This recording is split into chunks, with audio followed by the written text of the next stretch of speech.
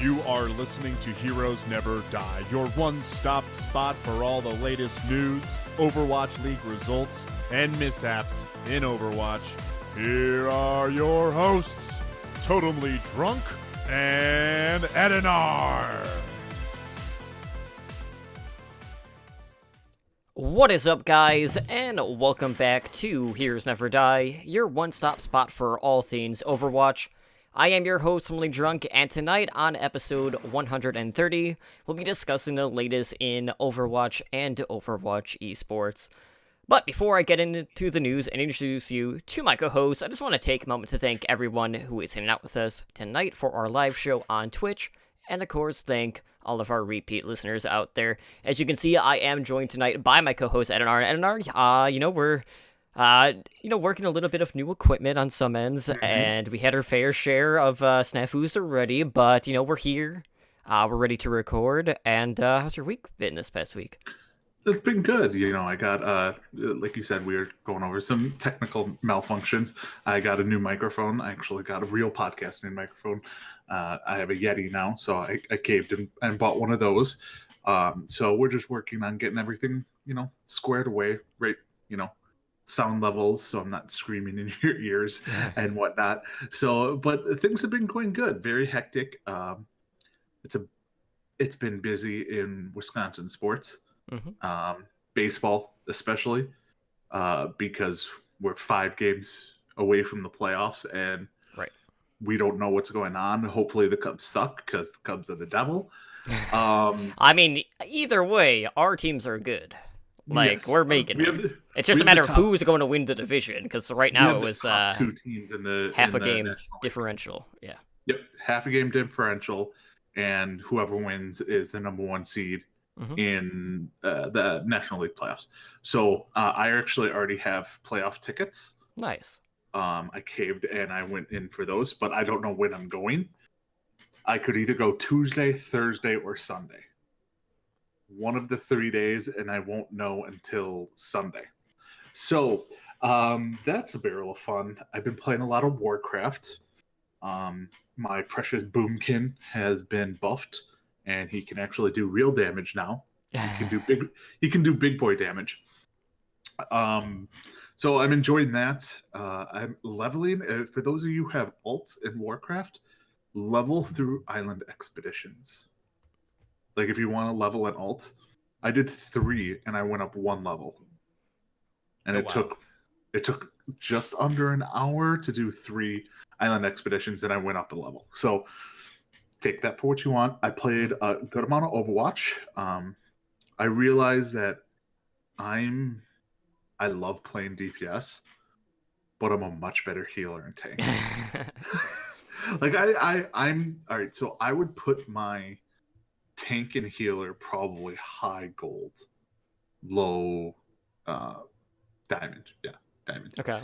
I would put my DPS low gold, high silver.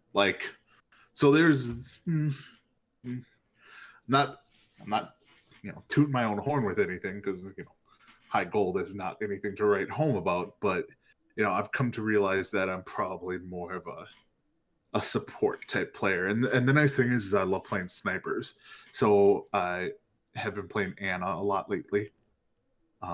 It gets my sniper fix in while also doing support damage, so it's been a lot of fun. So I've been testing her out a lot. I know me and you want to get some of our comps done this week. Absolutely. The rest of our comps done this week, so hopefully we can find time to do that.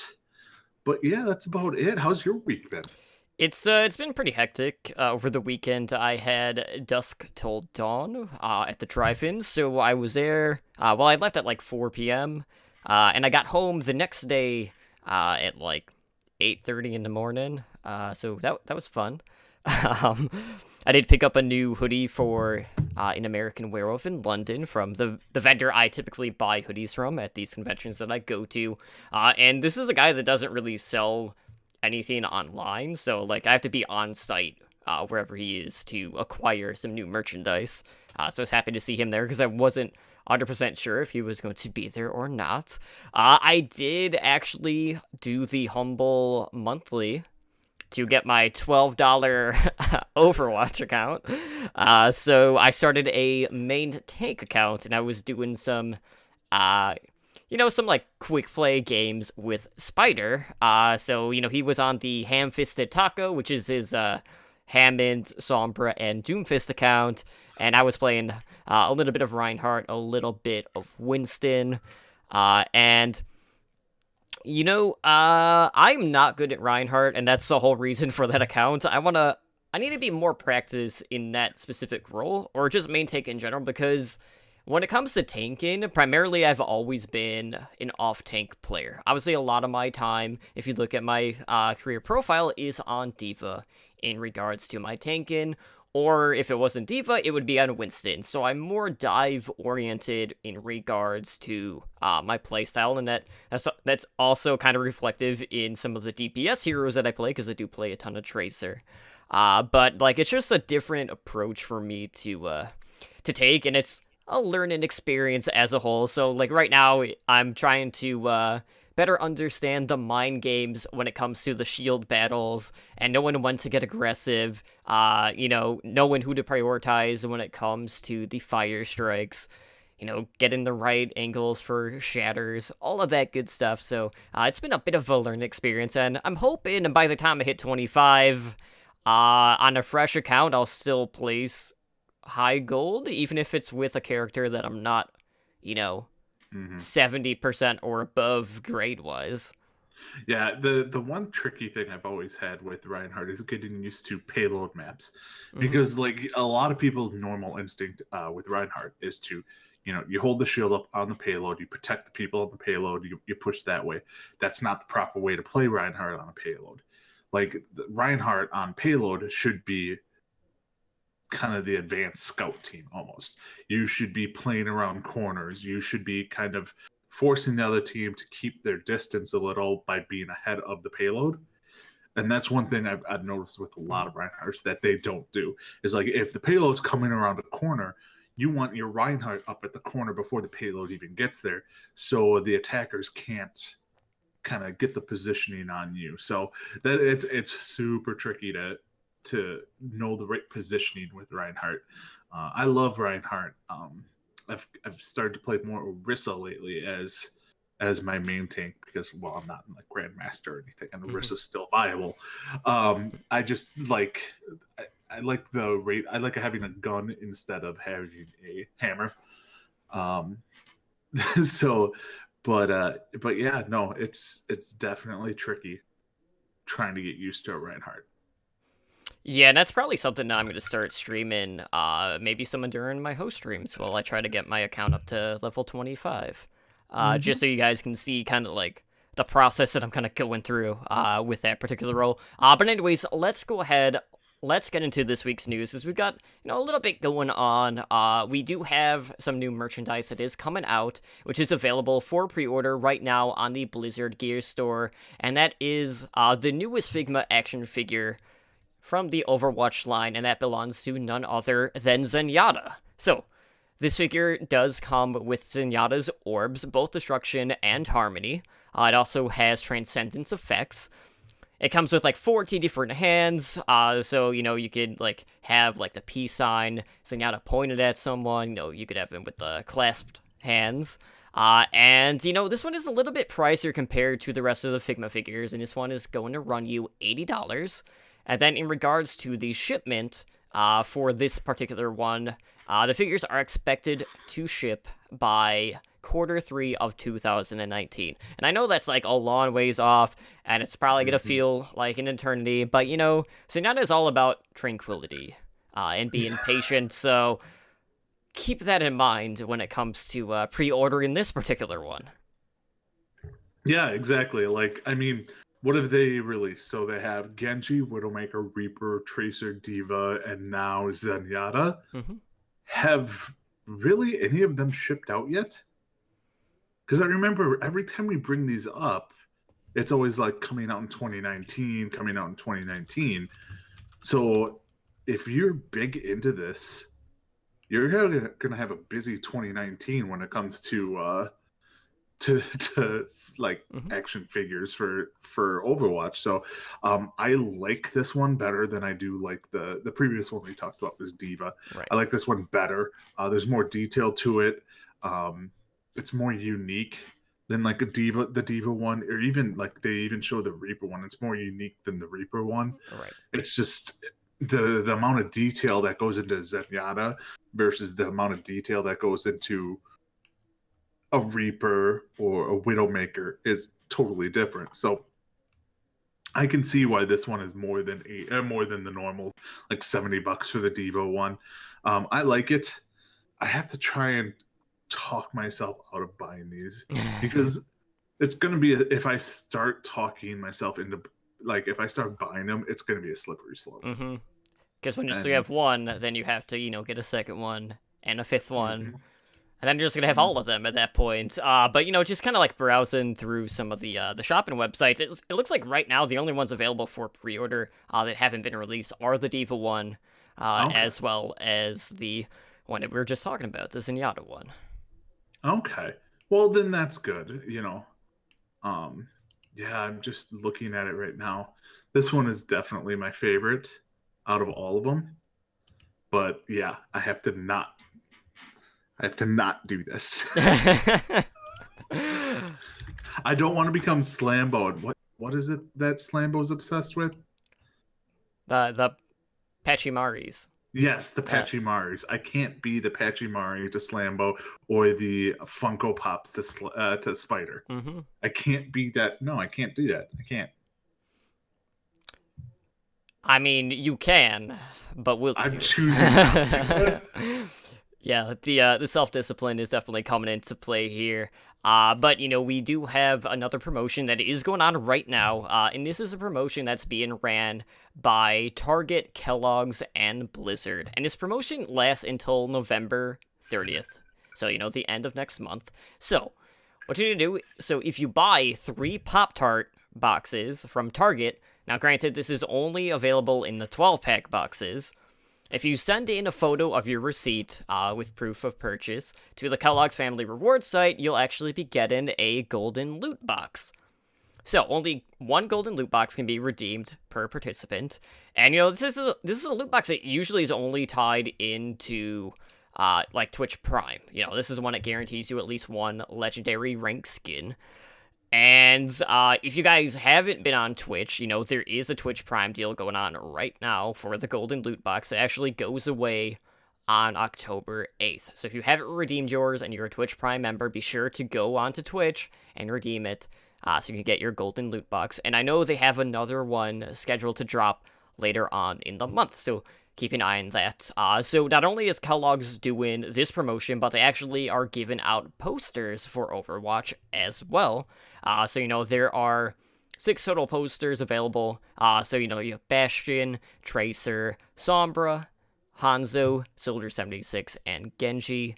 And you can collect all of them, basically. So keep an eye out for that as well. But, it is Pop-Tarts, I mean, I guess if you're needing a quick bite to eat in the morning, that might be an okay route, but I don't know. Like, Pop-Tarts really aren't my thing, and I can't imagine myself going out and spending... I don't know how much Pop-Tarts go for nowadays. Let's say $5-6 for, like, a 12-pack, right? Like, I can't imagine spending that much money just to get a loot box. Yeah, it's... like, you could probably buy... Like, I'm actually looking it up right now what the price is. So it's $3 for a 12-pack. So you're paying, essentially with tax, $10 for a legendary loot box.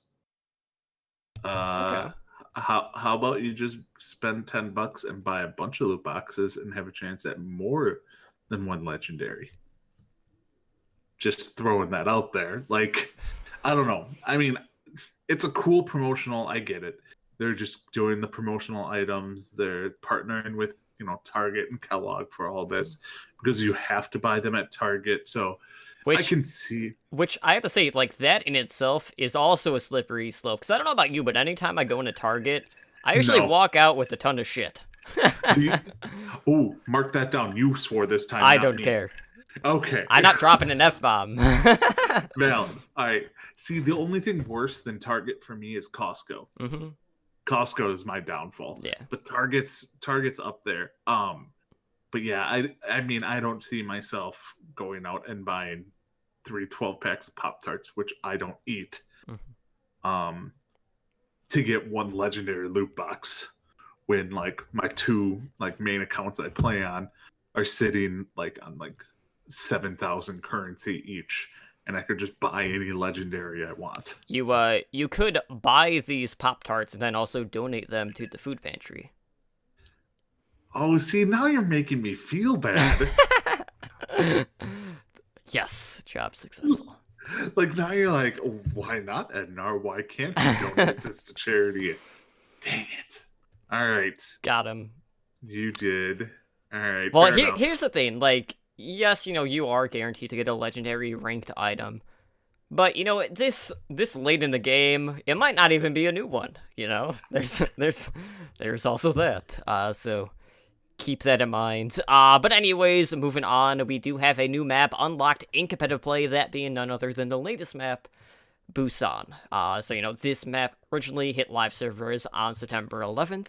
And if you haven't played on the map, this is a control map. There's 3 different areas. You have the Sanctuary, Diva's Mecha Base, and the downtown. Now, I remember, browsing the Reddit, that Hammond is actually able to karaoke now and interact with the microphone over on the downtown portion. Now, I don't know if that was on live servers or if it was on the PTR, but last week we talked about the Dorado Easter egg with Hammond. Do you know if this was on live or is this just on the PTR right now? I think it's live. Okay. I think it's live. It should be. I mean, I don't play the hamster, so I don't test it out. But yeah, I think him being able to sing is live. So, oh, well, Spider when you need him. Right. Okay. Spider so plays the hamster. If this is the case, either way, this would be the second hero that can interact with the microphone in the karaoke. The first one, of course, being Reinhardt.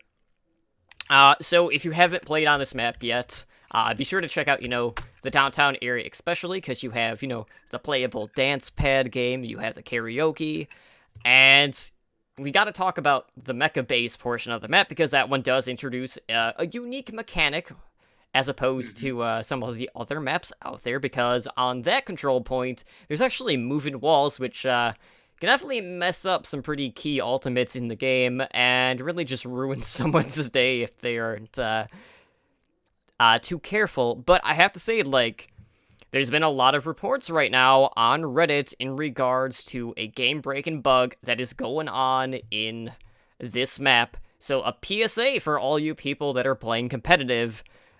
There is a game-breaking bug going on where Sombra can glitch through to get underneath the map, and from there she cannot be killed. So keep that in mind. You guys may want to not play competitive until something like this is fixed. But that being said, obviously this is part of a rotation, so the chances of you playing on Busan a lot might not be the greatest, but I just want to make sure that people are aware of this bug because, people will always get upset if they end up losing SR over something like this, because things like that have happened in the past with other bugs as well. Yeah, no, I was reading about stuff like that, and I haven't been playing comp with this since the map came out, but I've played quick play enough where I've gotten it numerous times. Haven't seen that bug yet, but yeah, no, I mean, I'm sure they'll fix it soon enough. Here's the thing. So I played Busan numerous more times over the past week than previous. Busan is hands down legit my favorite map in the game. I think it's one of the best maps they've ever come out with. And I think it's partly because on each, in each stage, you basically have the point that everyone controls, but you have a more easy way to flank from every side than any other map. Every single control point that they have in each one of these the Busan maps You can get from the left, right, in front, or back. You can flank from any side, and there's so much cover that it's not like you're sitting ducks. So it's a very strategic defensive map when a lot of times you can on these types of maps you can go ahead and ignore the point and push forward, and you can't do that now because it's so easy for their entire team to take multiple ways to get around where you might be pushing to just backcap you, and then there's nothing you can do. So it changes the dynamic of everything you need to do on this map, on these maps, like of what you're used to. Like everyone goes on to the one with the moving walls. Why am I drawing a blank on the name? The mecha base. The mecha base. Everyone now seems to go up top because they want to get the high ground. Well, what most people don't realize is there is an underground tunnel. You can go on the outside and flank that way, and then there's 2 ways to come at it from the sides. So there's literally 7 ways for you to get onto the point in different ways. So it's one of those things where every character it plays well on this map. I haven't really come across one that doesn't work well.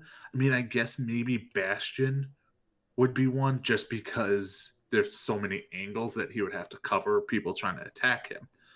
But yeah, like I love it. I love everything about it. Every time I play this map, it's 2-1, it's close maps. So I love this map so much. Like it's better than anything I've played in Overwatch. Yeah, I'm really enjoying it so far, and I haven't really played it that much, but I like the fact that each version or each control point is very distinctive in just the overall map design. Because a lot of the times when it comes to these control points, there's not a lot of variation when it comes to kind of like the layouts, and here there's a little bit of a mixture of everything, which I love to see. So I'm hoping, with the, sort of Easter egg stuff that they'll continue to add more heroes to the rotation in regards to the karaoke, because I'm sure, like, the voice actors have an absolute field day with something like that. But for now, like, I have yet to actually see the Sombra bug in play. But, it's always good being in the know about things like this. So with that being said, let's go ahead and let's jump into this week's hot community topics. And there's really not been a lot of like major stuff outside of the new PTR patch, which we'll be talking about later. I know there was an article about the ex-CEO of Envision Esports, who was basically telling .esports to remove a specific article, and that would be kind of like the thing that would make him pay the players that he still hasn't paid yet, that's past due, which, for one, that is not the right way to go about it in the first place. 2, what's going to stop them from, still, dragging your name through the mud after you screwed over so many people in your organization? Like, when I saw that, I was just taken back because, we constantly hear about some of the struggles in the tier 2 scene and payments being late, and then you have, an owner like Arthur from Envision Esports, and then you see stuff like this, and it's like, well, if you have the ability to pay your players, just go ahead and do it, and then, you won't have these articles coming out about you that's just basically putting you on blast or, shaming you for that matter. Yeah, no, it's like I read that's just weird. Like he probably sent it as like a private, like hoping nobody would see it, hoping it wouldn't catch on, because obviously it's just bad press at that point. But yeah, he tried to cover all his bases. He tried to get rid of the negative PR around him, and it backfired horribly. Just horribly on him. I mean, I don't get why a lot of these tier 2 teams, because the majority of the tier 2 teams are contenders or Overwatch League affiliates. Like those, I feel There's a lot more non-affiliate than there is affiliate. yes, when you take into account like Korea, China, Australia, South America. But the ones the majority of the people pay attention to are Europe and the US. Like those are the majority ones. Korea, yes, but like the time differences between Korea and the US, the player base here is you don't get to watch it all that much, just because of the time difference. So like you're not seeing these affiliate teams really being like, oh, we can't pay people. And then Envision comes around. And then you're like, okay, why are you not paying your players? Like, it's a constant story you hear from these tier 2 teams, tier 2 players. It's like, you want to legitimize tier 2, but then you're not paying your players. And like you said, when you have the money, why not pay them? Why not pay them outright and release a statement saying, trying to make yourself sound better than, hey, I tried to influence this website to take down their article and then I'll pay them. You'd be like, no, sorry, it's just things came up in the organization, blah blah blah, so on and so forth. And we wanted to right our mistakes and we paid all the players. Pay them. If they would release something like that, people would be like, okay, at least the players are paid now. So it's just, I don't get it. But if it's not tier 2 that does this, then the tier 3 scene, you're gonna run into that there. Like, so it's gonna be a never-ending cycle at this point until they unionize, or not unionize, but get like a players league or something like that. Right. Yeah, and unfortunately, like, this is something that kind of happens through different tiers. So what I will say is, it's like, by holding off on paying the players, like, God forbid, Archer decides on, opening another, or starting another team, chances are he is not going to be able to find people to play for him. So there is that. Just based on his track record. But anyways, moving on, we did have a new developer update. So of course, we were graced by the presence of our dad and savior, Papa Jeffy Cap. Praise him.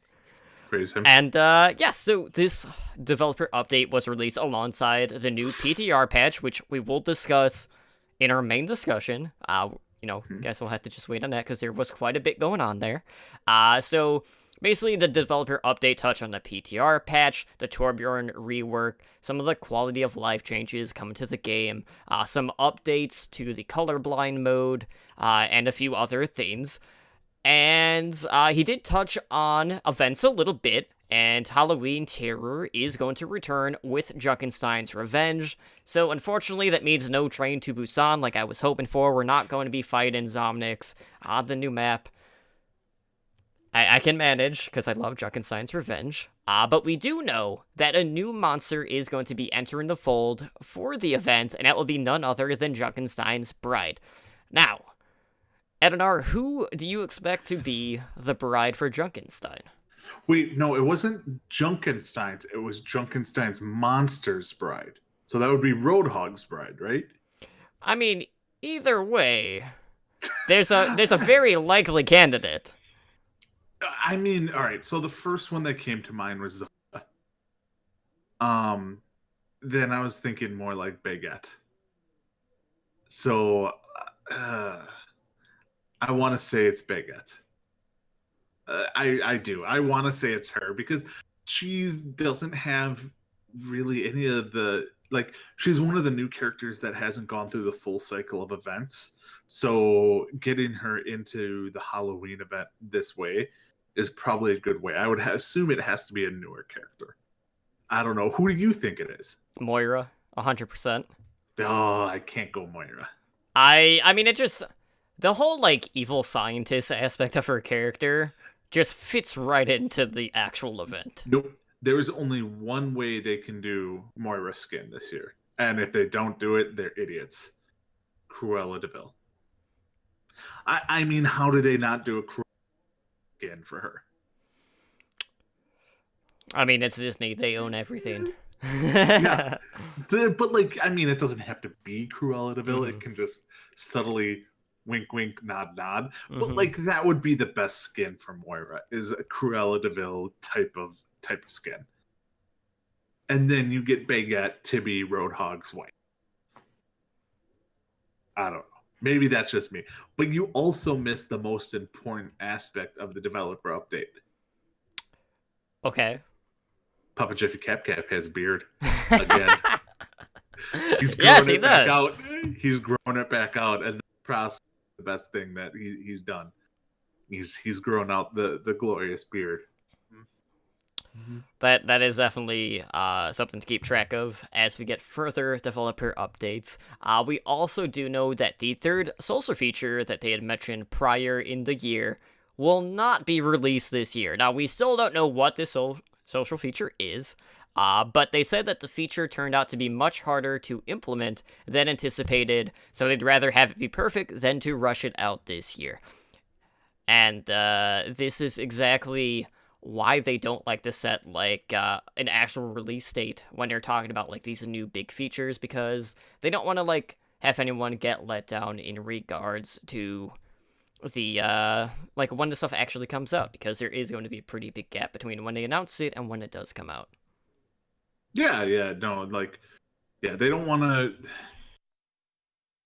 Yeah, they don't want to they don't want to get people's hopes up. Like, if you follow Hearthstone at all, they announced a while back that they're working on tournament mode to get tournament mode in the game, and it was just premature. If it's not ready, it's not ready. And then they had to come out and send out, developer update style thing. Then, then, like, if they had to release that to say that they're not doing it anymore, Right. and that truly upset the community. They don't want to announce stuff and then be like, hey, we can't do this. Mm-hmm. So basically, it's one of those things where they have to watch what they say because they don't want to get people's hopes up. Right. And, like, speaking of this social feature, like, is there anything in particular that you're expecting this feature to be? Because, like, when you look at the game right now, there are probably, like, two features that I would say people are definitely wanting. One of them being a replay system. And I don't think that would fit the social feature aspect of the game. The other thing that people are wanting has been, sort of like a clan, guild community type setup. I don't know exactly how that would work in Overwatch, but a lot of people seem to be wanting that. Could that potentially be this feature that is taking so long to implement? I personally hope it's a clan guild type system. I've wanted this. I think in the first Overwatch podcast I did, I think in the first 2 episodes while it was still in beta, I was asking for a clan / guild type system.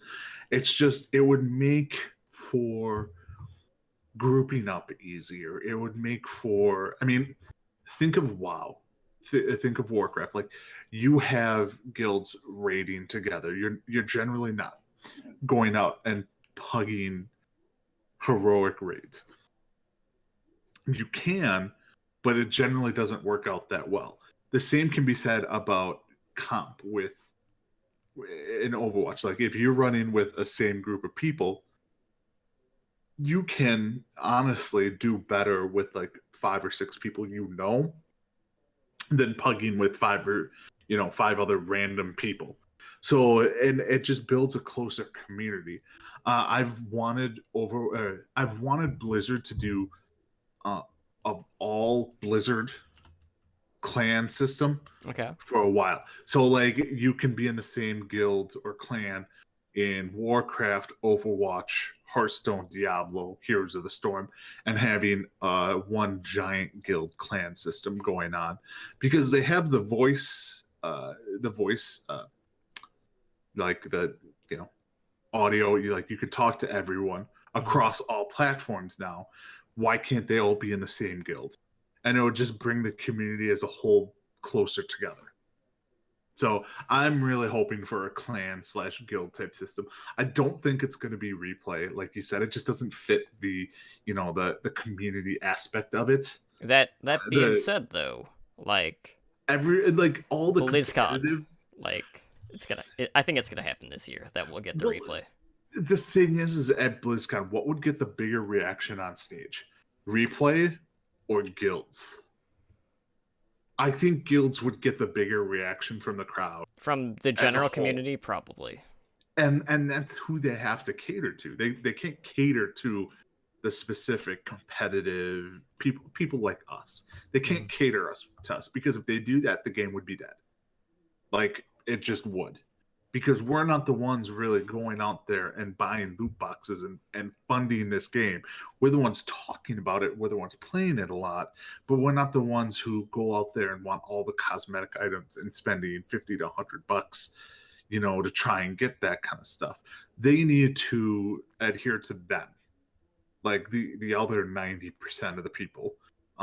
It's just like what WoW does. Like WoW doesn't cater to the Mythic Raiders; they cater to everyone else because that's what they have to do to make the game survive. And I think catering to the people who want guilds, who wants more of a social aspect in game through guilds or clans, would be something smart of Overwatch to do. Because yes, it would take a lot of work to implement it, but it would be well worth it, and it won't affect any form of gameplay. It would just be like you'd have to introduce probably like 40 different, like, what I want to say, skins. I consider them tabards. Mm-hmm. Like you could create guild tabards. Like you could have a set 40, choose from this, kind of like WoW. You like choose from these 40 like pictures, and then you can change your choose one of these 3 or 4 colors and do something like that. That would be the hardest thing to implement for it. Adding a new chat channel would not be that difficult to do. It just really wouldn't. So I think it's easier than I think some people might think. So if they're to announce one of those two, I think the guild system is the way to go. Okay. Well, moving on, let's see what's going on in the world of competitive Overwatch as we go inside Overwatch Contenders and Overwatch League. So first up, we did have Contenders finally wrapping up across the regions, and Europe was the last one to finalize here. So we had Eagle Gaming defeat Angry Titans 4-1 to become the Season 2 champions of Contenders EU. Now, with this, we do have a pretty interesting bit here, and that was that Eagle Gaming have actually waived the buyout clause for their players. So prior, these franchises would have to pay Contenders teams a transfer fee of 25% of the player's Overwatch League salary. Since then, we have seen the rules change a bit, making the buyout negotiable up to 100% of the Overwatch League contract. Now, with Eagle Gaming, there are 11 players on contract with this team, throughout Contenders Season 2. Granted, not all 11 of those players were active at the end, as only 7 were. But the waiver here is for everyone that is on this lineup. So, right now we know that we are in the exclusive free agent signing period for these expansion teams, and there's one in particular that has been extremely silent, that also kind of happens to be where this team is from, that being France, or Paris. Weird. In this case. So, with that being said, Adenar, does that point to Eagle Gaming getting picked up for the Paris expansion team? Yeah. I mean, there's coincidences, and then there's this. Like, if they're not picked up as the Paris team, they will be the Paris Contenders team. Mm-hmm. Like, it's going to be one or the other, or both. Because, like you said, I don't think every player from Eagle Gaming is going to be picked up for the Overwatch League. I think they're going to select 4 or 5 of them, get a couple free agents, and then the rest of the Eagle Gaming will be the Paris Contenders team. That would be the smart thing to do, because it's not like, Eagle Gaming won EU Contenders. Like, they're not a bad team. Like, they're a pretty darn good team, and they just happen to be in France where the new Europe team is at. Like, it's just there's too many coincidences. So I like this. It's awesome for the team to do this. If it was anything other than an all French team, I think it would be a bigger deal. But it's an all French team that I'm pretty sure already has a backroom deal with the new Paris franchise. Like, if it was an all, Italian team or Spanish team or something like that, I think it would be a whole lot different. But the writing's just on the wall for this. There's no way the majority of these players aren't picked up by the Paris team or the Paris Contenders team. So, I mean, it's a good gesture. It's a good gesture that you won't see from other teams who don't have a backroom deal with an Overwatch League team. So, it's one of those things where, I mean, the big thing is the rumors now is LNL, Sugar Free, are going to basically be the Atlanta Contenders team, or going to be part of if they're not part, the roster won't be on the Contenders team for Atlanta, but be on the main roster. Well, I'm sure they're not going to be paying the transfer fee if they kind of acquire LNL. Like, if they acquire LNL, they acquire the name and they acquire the players. So they don't have to pay themselves. Like, Atlanta wouldn't have to pay themselves the fee. Like, that would just be redundant. Like, an Overwatch League team would be smart to purchase the franchise over purchasing the players in this kind of instance, because it might actually be cheaper for them to do so. Like, because in this case, Eagle Gaming gets stability. They get direct access to an Overwatch League team and all that. So, and the owners of Eagle Gaming probably get a really hefty payday while also keeping their jobs. Mm-hmm. So it's one of those things where they're getting rid of buyouts, but the buyouts may not matter because the Paris team will buy the team and then de facto get the players, and any of the players they don't want are free to sign anywhere else, and then allows the people they don't want on their team to sign freely without having to pay the Paris Overwatch League team to get them. So this is good on paper. I don't think it's very much in the background. Like, in the background, people are like, what the hell is this? Mm-hmm. So that's just my 2 cents on it. Well, like, let's say that this team does sign with the Paris team. We do know, like, right now, there really aren't national rosters in the Overwatch League. Yes, you have a bunch of Koreans playing for the London Spitfire, but you really don't have, like, homegrown talent in the Overwatch League. And if you do, it's, like, very, very minor pieces of the puzzle, not just, like, the full team. So that would be pretty cool to see. But, like, waiving the buyout clauses is just something that we haven't seen in competitive Overwatch. Like, I can't remember another team that just flat out said, like, okay, we're just gonna, anyone can pick up our players. Like, we want them to move up to the next level. So just, like, have at it. Normally it's just, like, a team is disbanded, and that's basically the end of it. But in this case, they're free to move to whichever team, whether it's Paris or another one of these expansion teams.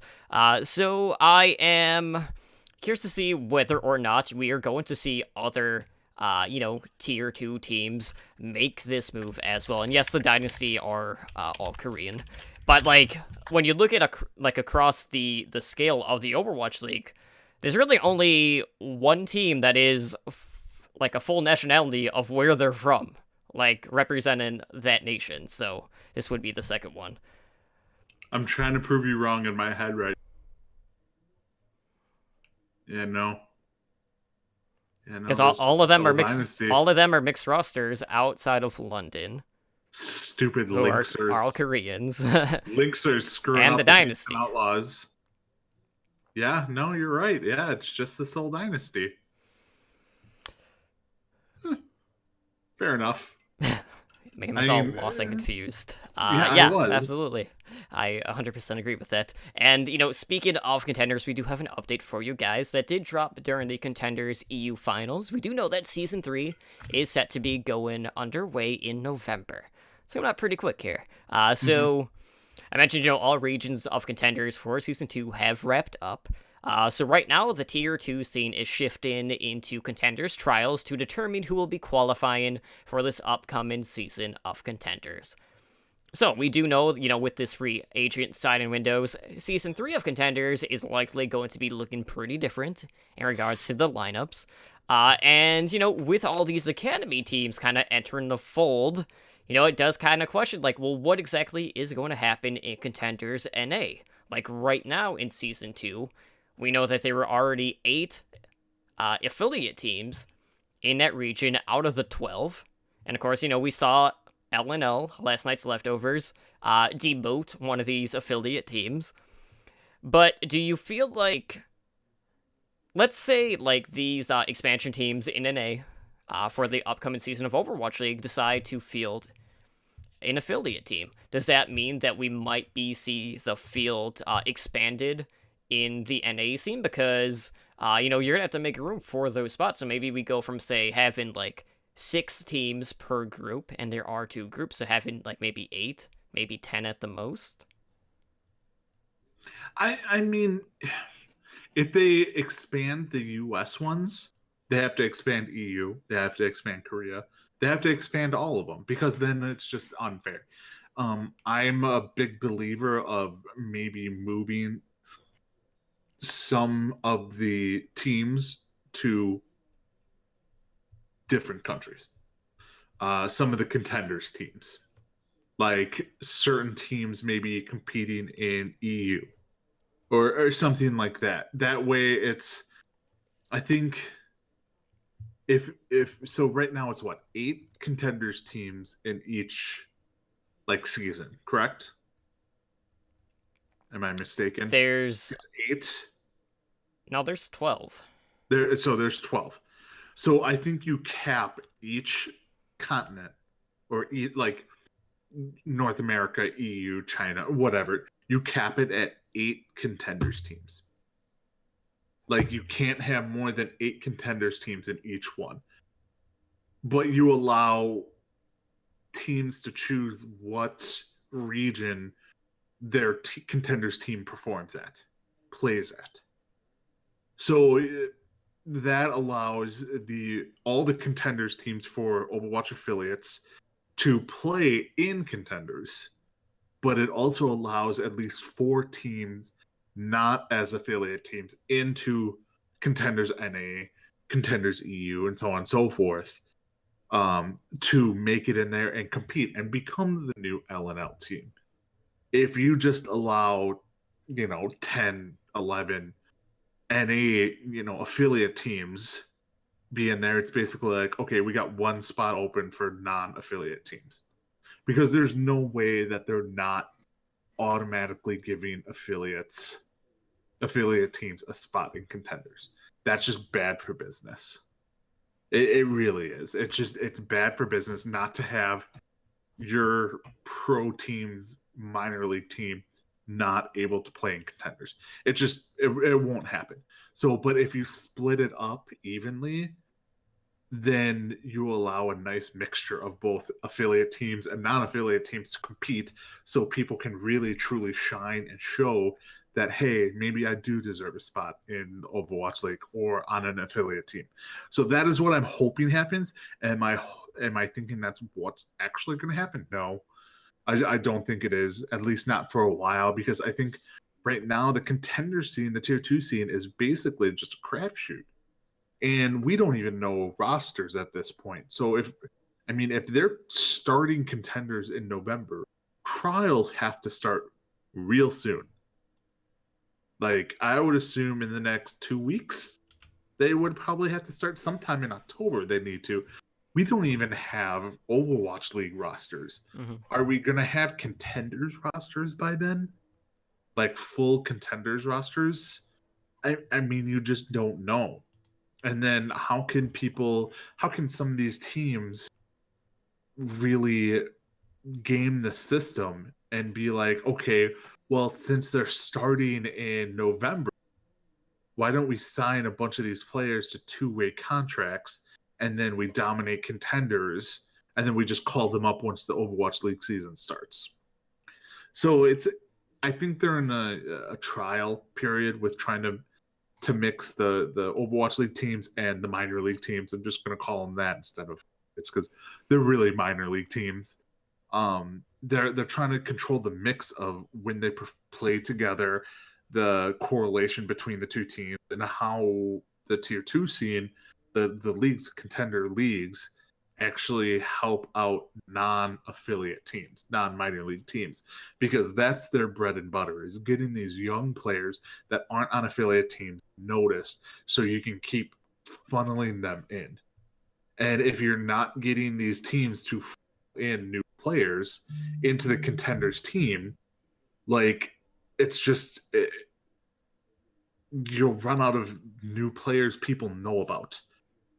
And that's the last thing you want, is to run out of players people know about and can get excited about. Like, we're super excited for people like Sugar Free. Like, we love Sugar Free. But imagine if he wasn't even allowed to play in contenders because there are all affiliate teams already there. We would not know anything about him. So I think there's a lot of fine-tuning that needs to happen. A lot of fine-tuning that needs to happen. Yeah, I just hope that we do see an expansion in regards to the number of slots being in, because like you still need like the open division and trials to mean something, you know. So it's just a matter of, well, you know, I would assume like all the affiliate teams are just gonna automatically kind of like bypass the process and just be contenders team out of the gate. That doesn't mean that they're going to stay in contenders, because we saw what happened to GG Esports Academy. Thanks to, you know, LNL last season, which was cool to see. But, you know, we do have movement in the Tier 2 scene going to the Overwatch League, which we'll talk about here in just a little bit, which I'm pretty excited for. But let's shift gears to the Overwatch League as a whole. So we do know that the Valiant and the Shock are looking to continue the fight outside of the regular season. So we have some exhibition matches coming up ahead of the preseason, and they're going to be played in the respective areas in which they have dubbed the California Cup. So the first event is on October 20th in Santa Ana, and then the second day will be held on November 10th in Oakland. So these matches will be played at the Esports Arena in those respective locations. And, you know, it just doesn't stop there, because they're also hosting, you know, some collegiate competition between some of the California schools. They have some player sign-in sessions going on, just VIP perks, exclusive merchandise made available at this event. So if you guys want to check it out, if you're in the area, the general admission tickets are $25. If you want the VIP treatment, tickets will run you $50. And then they're actually doing a package deal for VIP tickets for both events, and that will be $75. So, you know, save a little bit of money there. So this actually marks the first time, like, we'll be seeing, like, these Overwatch League teams compete outside of the LA area in regards to, like, playing in a home crowd, which is pretty cool. So, you know, who knows, like, maybe the esports arena at these locations will be, like, the home stadiums come Season 3, when they are planning on starting to do, you know, the home and away type setup and traveling with the Overwatch League. Yeah, I mean, it's super cool, man. How bad must... Oh, poor Gladiators. They have a California Cup and like, they even started off their tweet, "We own LA." Oh, poor Gladiators and Gladiator fans. Oh, wait, I don't care. The Valiant are so much better. But no, this is actually pretty cool. I'm interested to see how... I mean, we all know the turnout that will happen in LA, because we've seen it all the time. Right. It will have turnout in the Blizzard Arena, because that's where the Valiant will play. I'm more excited to see the turnout of what happens in San Francisco. Or Oakland, right? Yeah, you said it's Oakland. It's basically across the Golden Gate Bridge. And yeah, it will be interesting to see the turnout there. I'm excited to see that, because hopefully it turns out to be awesome. the LA Valiant are definitely winning the Twitter game. Yes. In the battle of the California Cup. If you haven't seen it, the Valiant have tweeted out like a collage of horror movies of people destroying the Golden Gate Bridge. And then the end is just a picture of the last Valiant shock score of 4-0 Valiant victory. But no, it's this kind of stuff that you really want to see during the off season. Like it's just one kind of quick 2-3 day series type of thing. Right. Just to keep people interested in it all. It is weird that it's going to be a couple days after BlizzCon though. But yeah. I guess that makes sense because I'm assuming most of the players will be in Anaheim or LA or whatever for BlizzCon. So it makes sense to do it then because all the players will be there and, Custer won't be back in Australia, stuff like that. So yeah, I'm super excited. I'm wondering where they're going to show it. I would assume Twitch, but who knows? I mean, they could even do ESPN3 since they have that deal, which is just online streaming on ESPN. So it'll be interesting to see. Yeah, and it is worth noting, like, this will be our first look at the new look rosters for both of these teams. Now, that being said, there was a call-up for the Shock, which we'll be discussing, which I'm pretty excited about. But I hope they do, lock down some sort of stream, just so we can see what's going on with this event, because it is going to draw quite a bit of interest, regardless of whether or not one of the California teams isn't participated in it. But either way, if they are streaming, I'll definitely be checking this out. We do have some new coach hires in the league, and a couple of promotions. So first up, we got to talk about the Shanghai Dragons, who have found their new head coach. So we know earlier in the offseason, the Dragons kind of cleaned house. They released 2 of their coaches. They released 8 other players. And that kind of left their head coach position vacant, and the team have turned to Blue Has to try to turn that luck around. So this is a guy that came from K2 Panthera, who were the runner-ups in Contenders Korea Season 2 this past season. They lost in the grand finals to Runaway, which was a 4-3 series in an 8-map set. So if you guys missed the Korea finals for Contenders, absolutely go watch it. And there was actually the NetEase tournament started yesterday and continues tonight, which also features Runaway, so keep that in mind. So check that out. But K2 Panthera had a really good turnaround when it comes to their performance in Contenders, because in Season 1, they had finished in 8th place, and then in Season 2, they improved to finish in 2nd place and be the runner-up. So pretty, substantial turnaround there. But, this is a Korean coach. And we saw them drop all but one Chinese player from their roster. So it's still mostly Korean at this point. But do you feel like this sign-in of Blue Has is going to open the door for maybe some of these remaining K2 Panthera players to jump ship to the Shanghai Dragons, which would make it a primarily Korean team for Season 2? Yes. Simple answer, yes. I mean, the writing's really on the Shanghai Dragons basically cut their entire team. They bring in the runner-up for the Korean Contenders, and that team has not been signed by any. Let's put 2 and 2 together here. Head coach, runner-up, Korea signs with an Overwatch League team. That said, Overwatch League team has massive openings on every position possible. They're gonna sign a good portion of K2 Panthera, which is not the worst thing in the world, because we've learned that you do not have to have a team a national team. You don't need to have the Chinese team do not have to have all players. It's just not going to happen. They have, they'll probably have a couple, but it's going to be a primarily Korean team. I mean, and if they want to succeed, they just have to kind of come to terms with that. I mean, you have the London Spitfire. A London team has a full Korean team and won the Overwatch World Cup. or Overwatch League. Like They win everything they enter. Like, it doesn't matter if they're in the World Cup or not.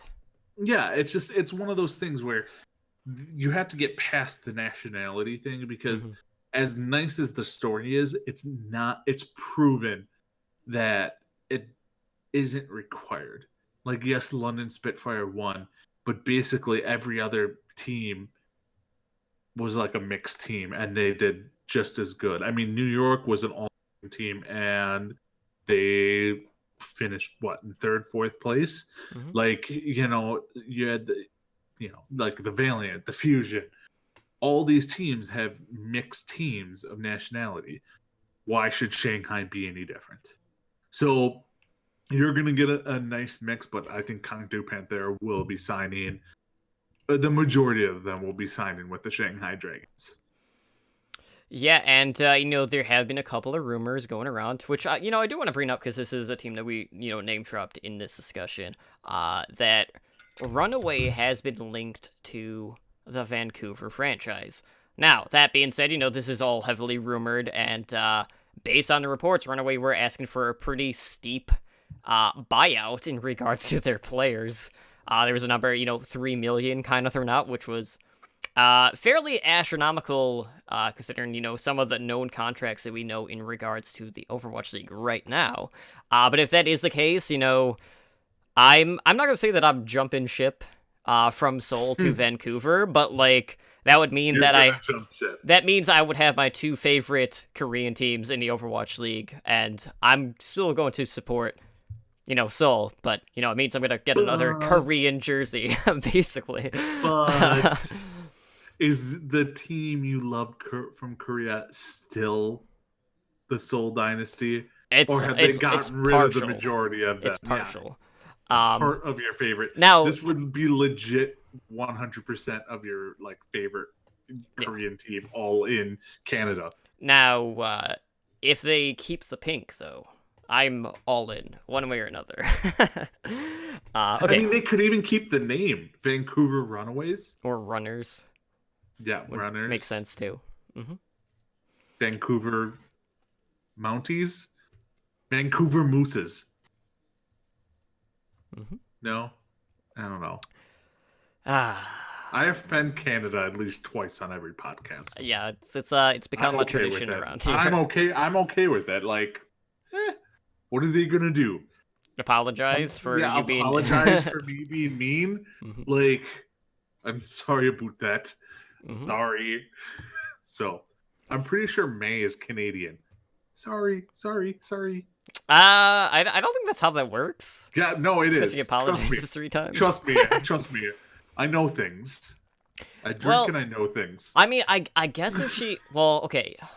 I don't know if she leaves the Antarctica base unlocked at all times. Maybe if she does, that would be the surefire sign to know she's Canadian.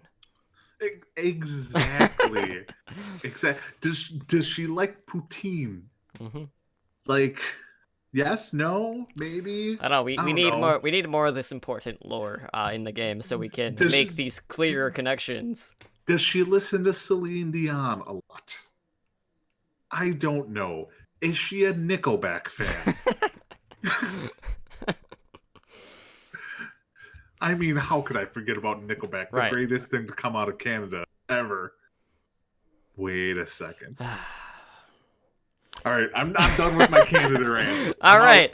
I'm done for this week. Get it back on track, guys. We do actually have quite a few announcements in regards to Contenders players getting a call-up to the Overwatch League. So first, let's go to the chaotic state that is the Florida Mayhem. So first up, moving up from the Mayhem Academy in preparation for the second season is their flex support player, Hagopen.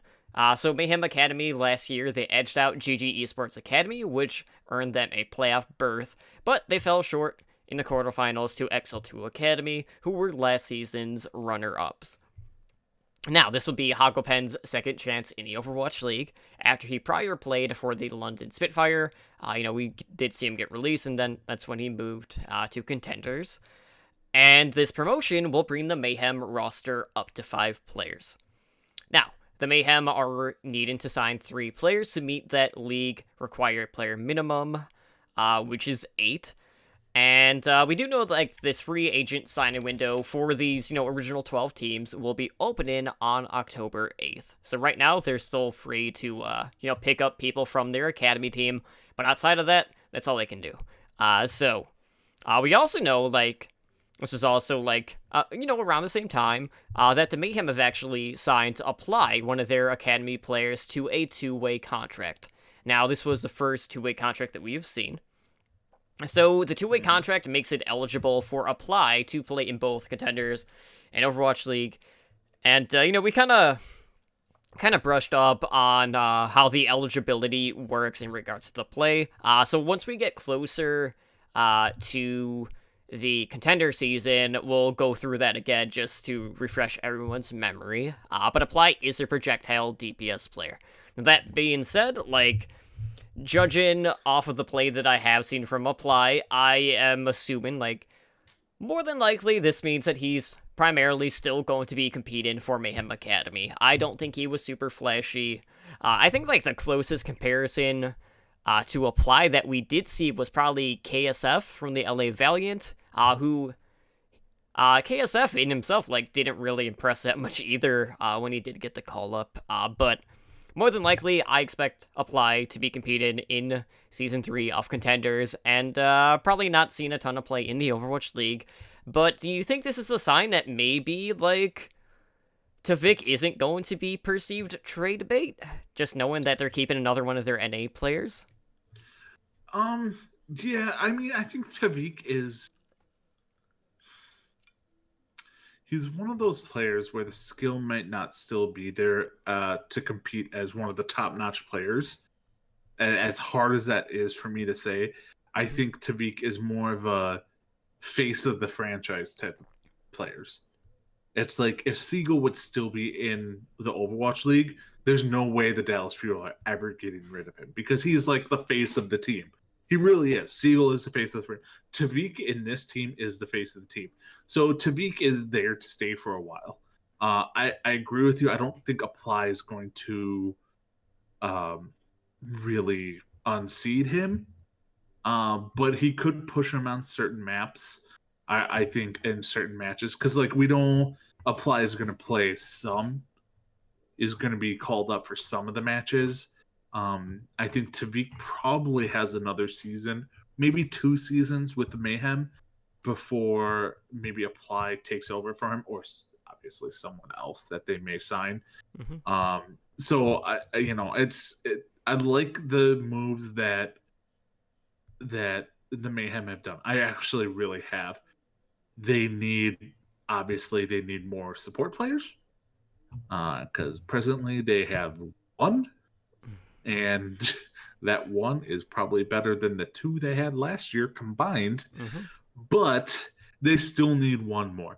Well, they need 3 more. I mean, the Mayhem are, and this is going to take my Mayhem fandom away, like out of, take that out of context. It's just, they are a sneaky good team this year. Awesome guy. I really like Awesome Tank. A Sire player. I mean, there's only so much you can say about Sire player.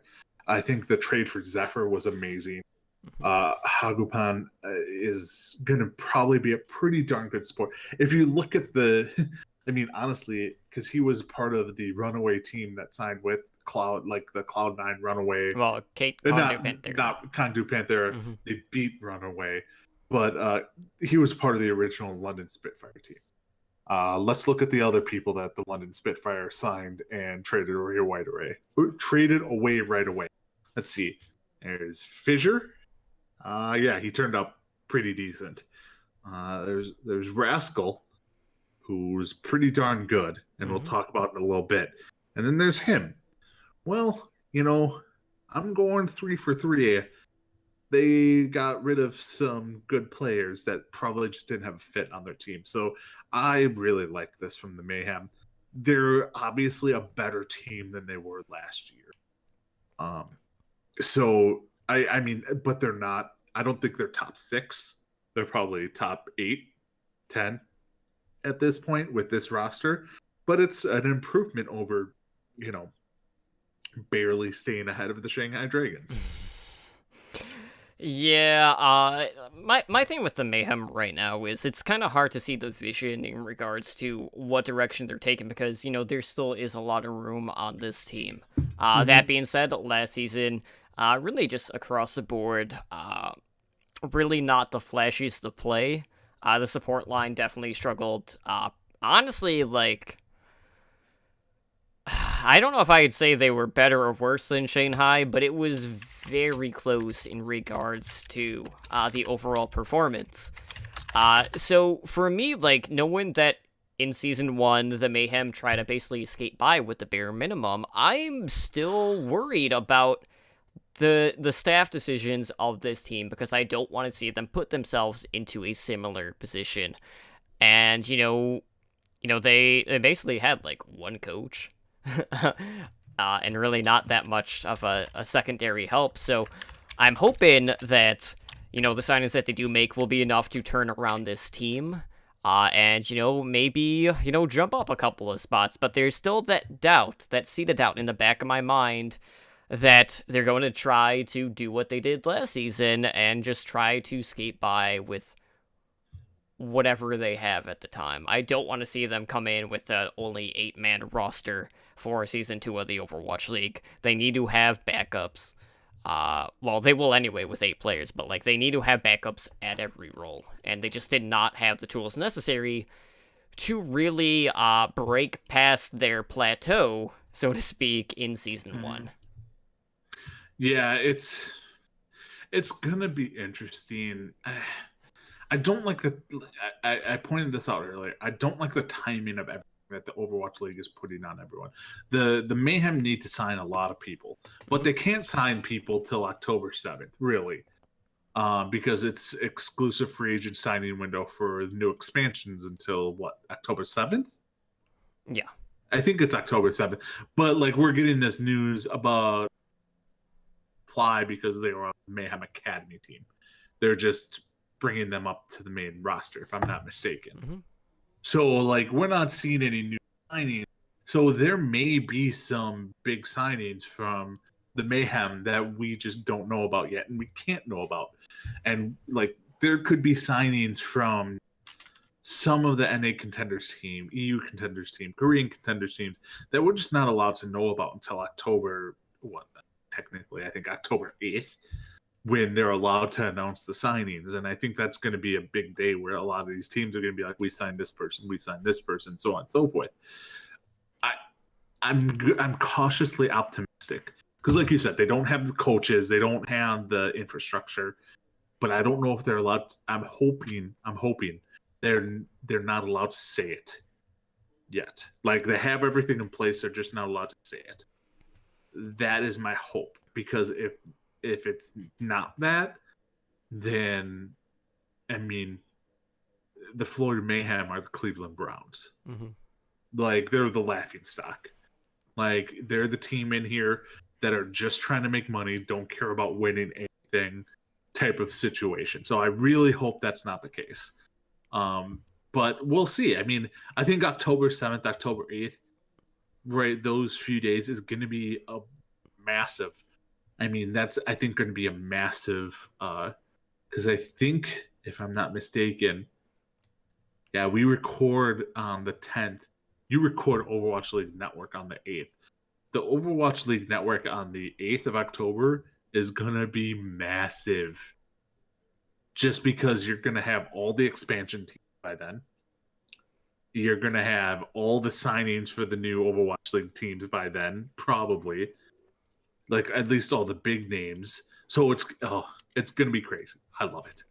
Yeah, so that's not the only promotion that we do have, because the Contenders champion main support of the Fusion University, Elk, has also been promoted to the Philadelphia Fusion.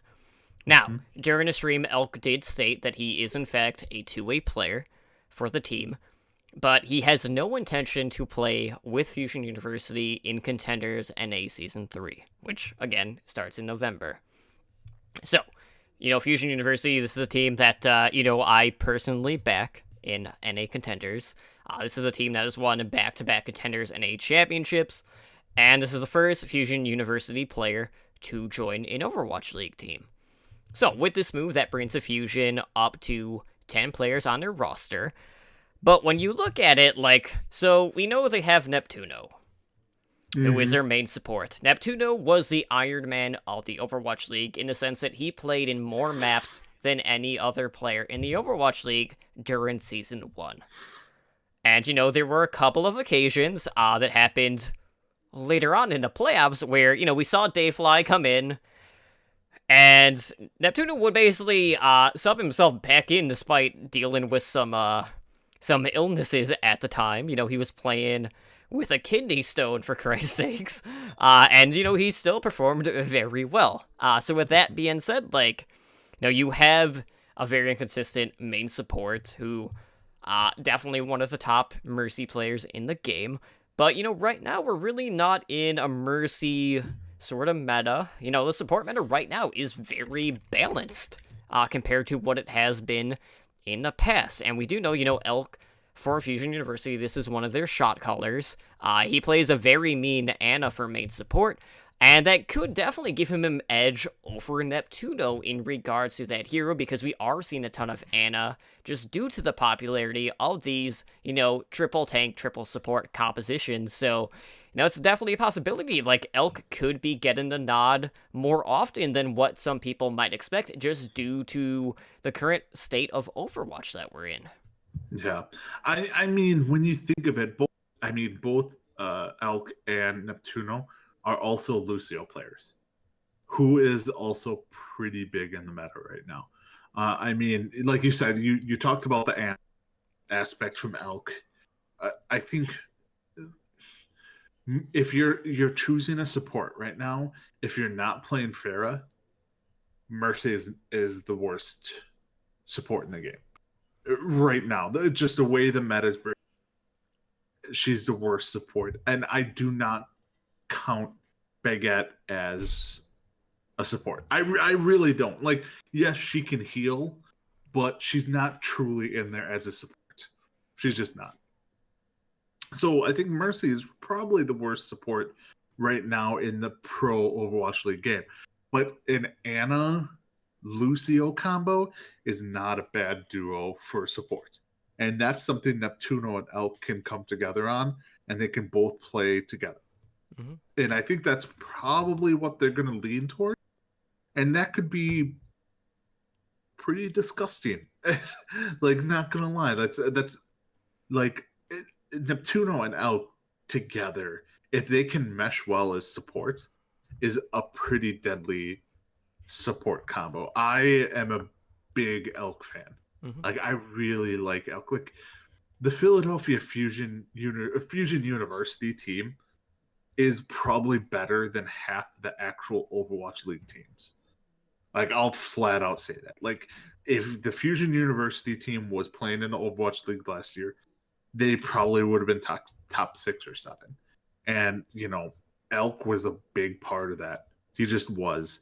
So it was a no-brainer to see Elk be the first person called up from Fusion University, and it's not going to be the last. There are other Fusion University players that will get called up, Zachary being one of them, and if not, whoever signs him has a steal. But Elk being called up is just, it's smart. It's a good play. I don't see him really ever going back to Fusion University at this point. No, me neither. He's going to replace Boombox. In my mind, I think Boombox is going to be the odd man out in this group. I don't think so. I think they'll still keep him. But it does give them the option of doing double main support with Ana Mercy, which we have seen a little bit lately as well. It does. But isn't Boombox more of a Zen player? Yeah. And even Zen has seen a very drastic drop-off. The Mercy Zen that everyone was used to from Season 1 is a very drastic drop-off from what the support game is now. Yeah, but, Zenyatta still has the shield burst potential, which is pretty prominent as well. So, it's not a must-pick, but he still has enough viability. I think they'll bring Boombox in when they run the worst composition in Overwatch League history. They'll bring him in to play Moira for when they play Goats. Like, that's where I can see them really playing boot butts. And who knows if they... I mean, it's not like they don't have the team to play Goats. Mm-hmm. Honestly. The odd thing is going to be like, well, do we put Carpe on Baguette or on one of the tanks? Or what do we do with Carpe at this point? But, like, they have the team where they have the flexibility to do literally any composition on any map. And this is probably one of the most complete teams in all of Overwatch League. I mean, you want to talk about the New York Excelsior being a complete team. I don't even think New York Excelsior, from top to bottom, are as complete as the Philadelphia Fusion. And that's my personal opinion. I'm probably wrong, but that's just what I'm going. Well, I mean, no matter which way you look at it, Fusion University, or Fusion, well, in both cases, actually, are the best mixed rosters that we do have, both at the Overwatch League level and also contenders right now.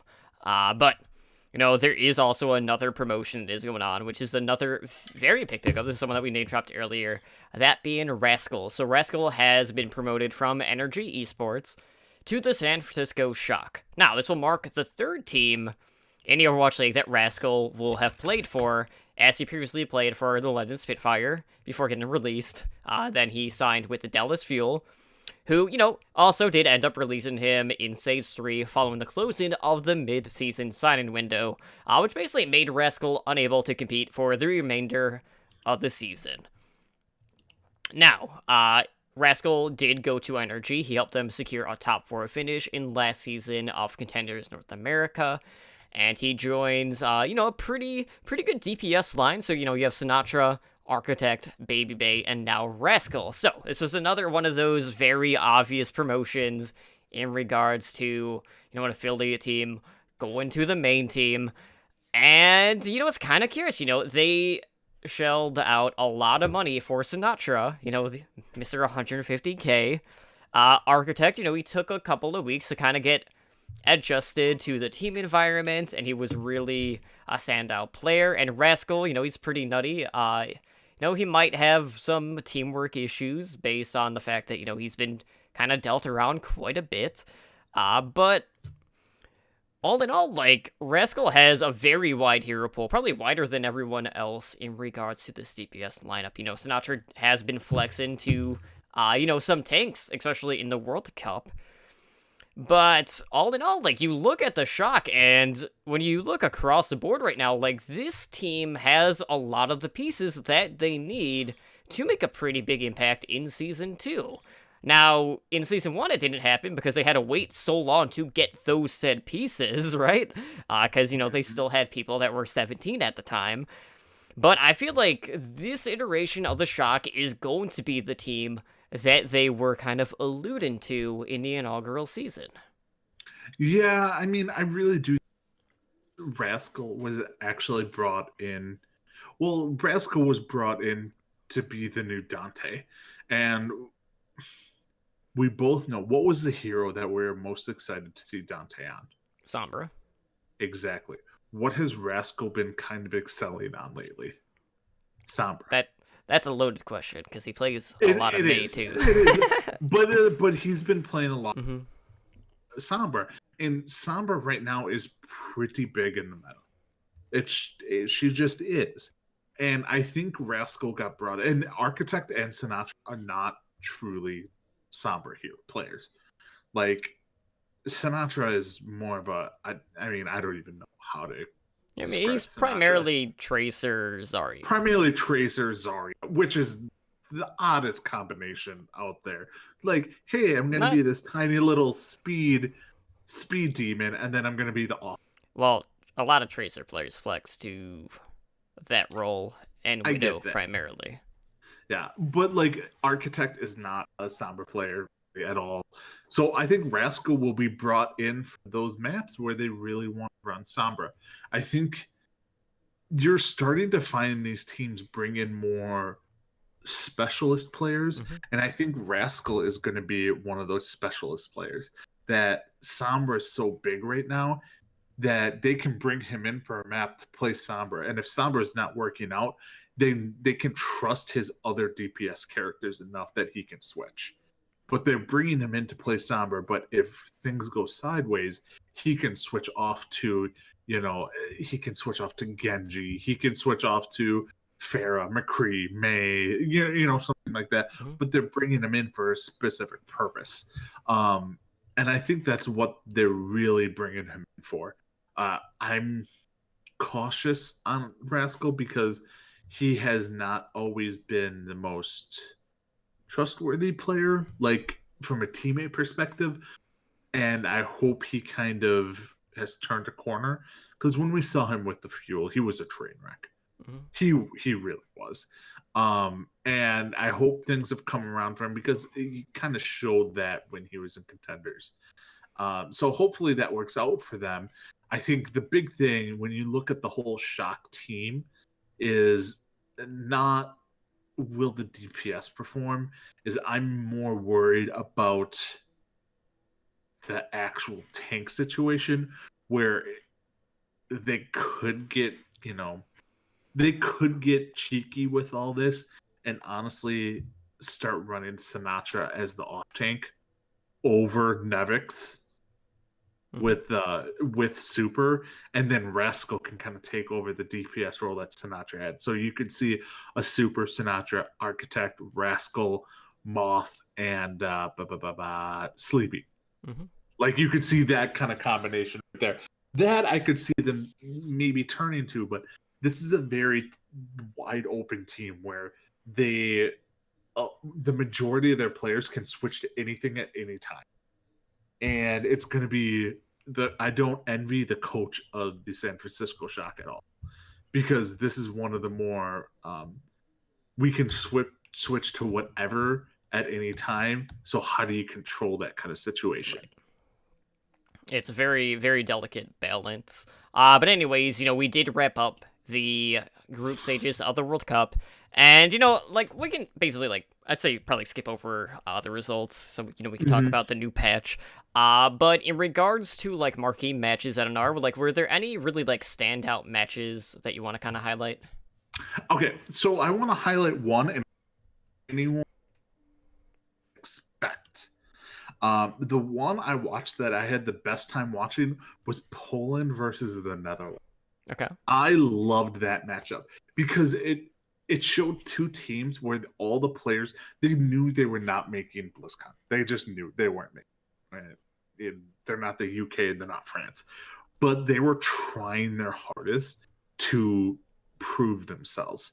So you had, on Poland, you had Danye, who was going off. His McCree was reminiscent of Pine, McCree on Ilios. He was not missing shots.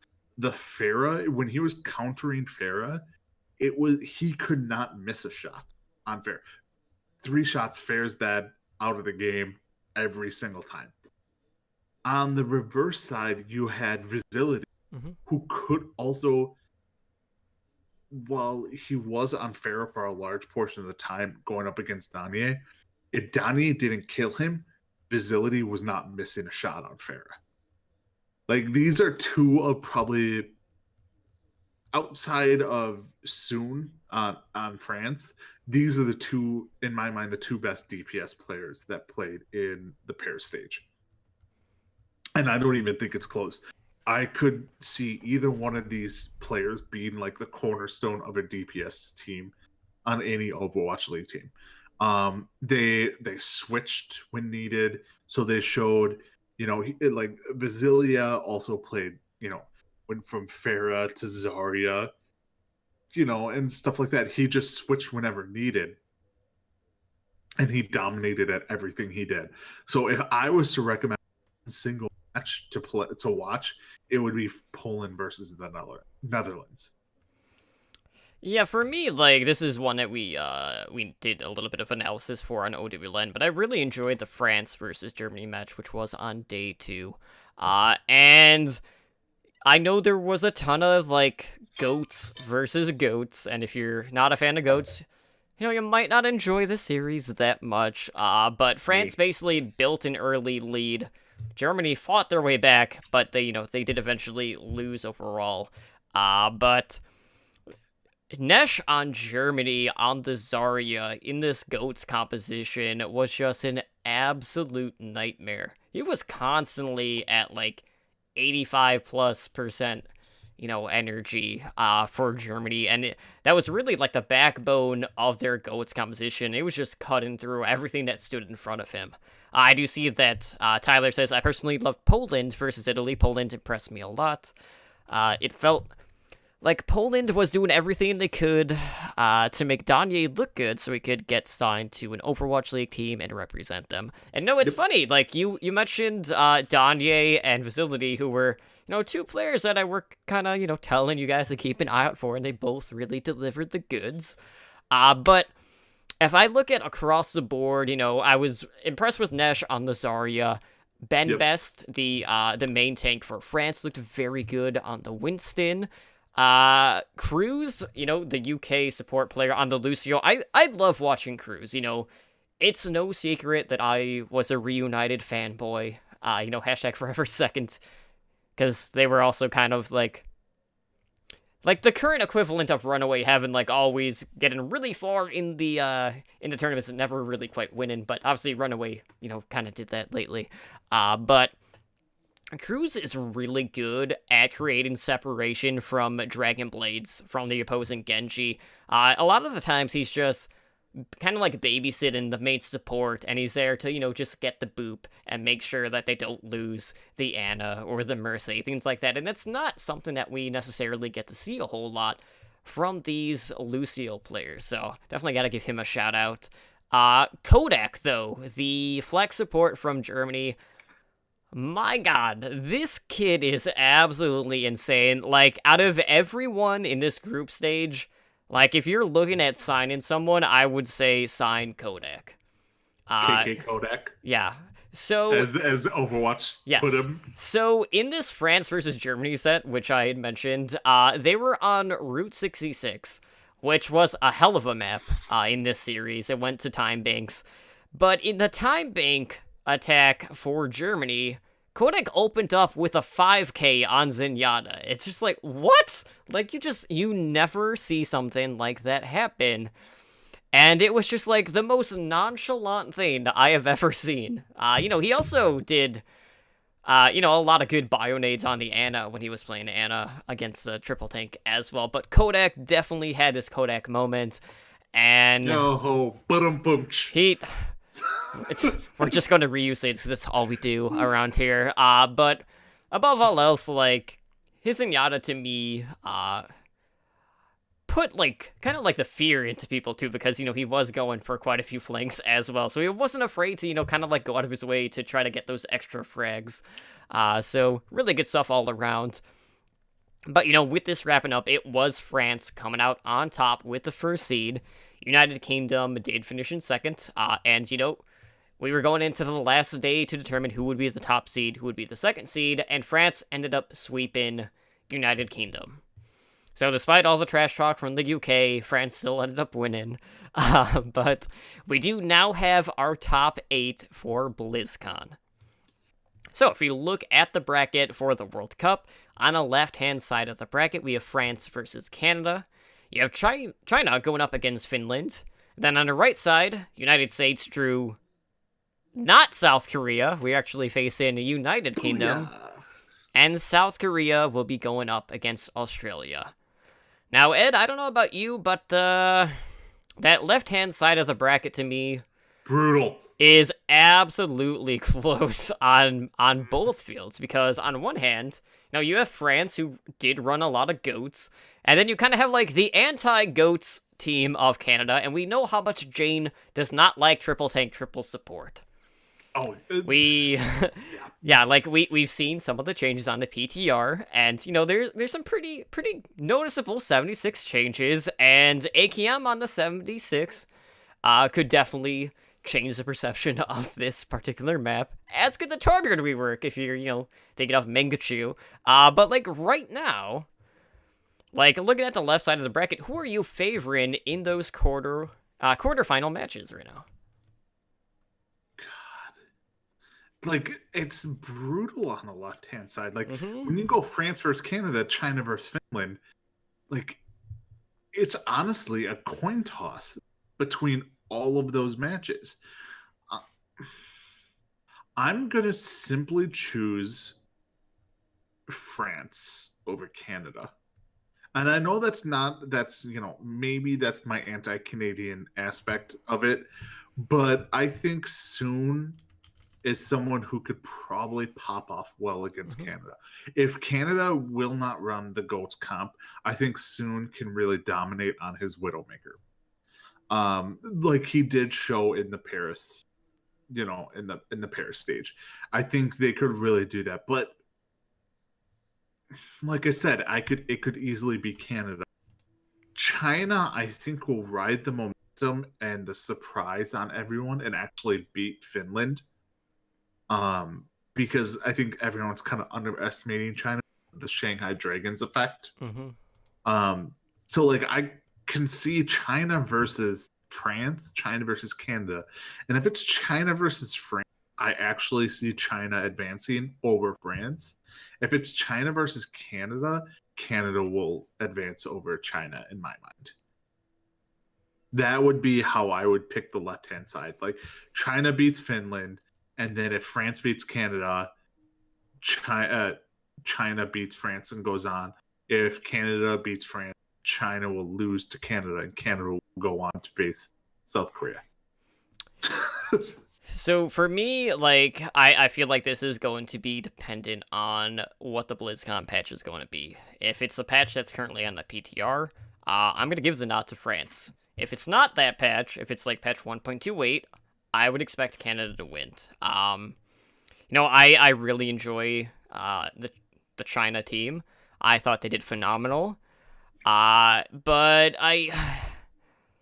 I'm not going to say that I'm going to underestimate how they're going to do against some of these other teams, but I feel like if they were to have faced, like, Australia, I definitely would have given them the nod, even probably against United Kingdom, but I think Finland is kind of their own beast, their own entity in themselves, and I feel like Finland is going to edge them, but I expect that one to be a very close series, and of course, the right side, you're expecting US, South Korea to advance.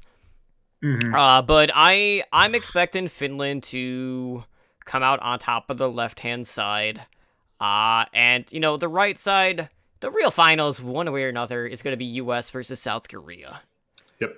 At the end of the day. I'm gonna be cheering the hell out of Australia, though.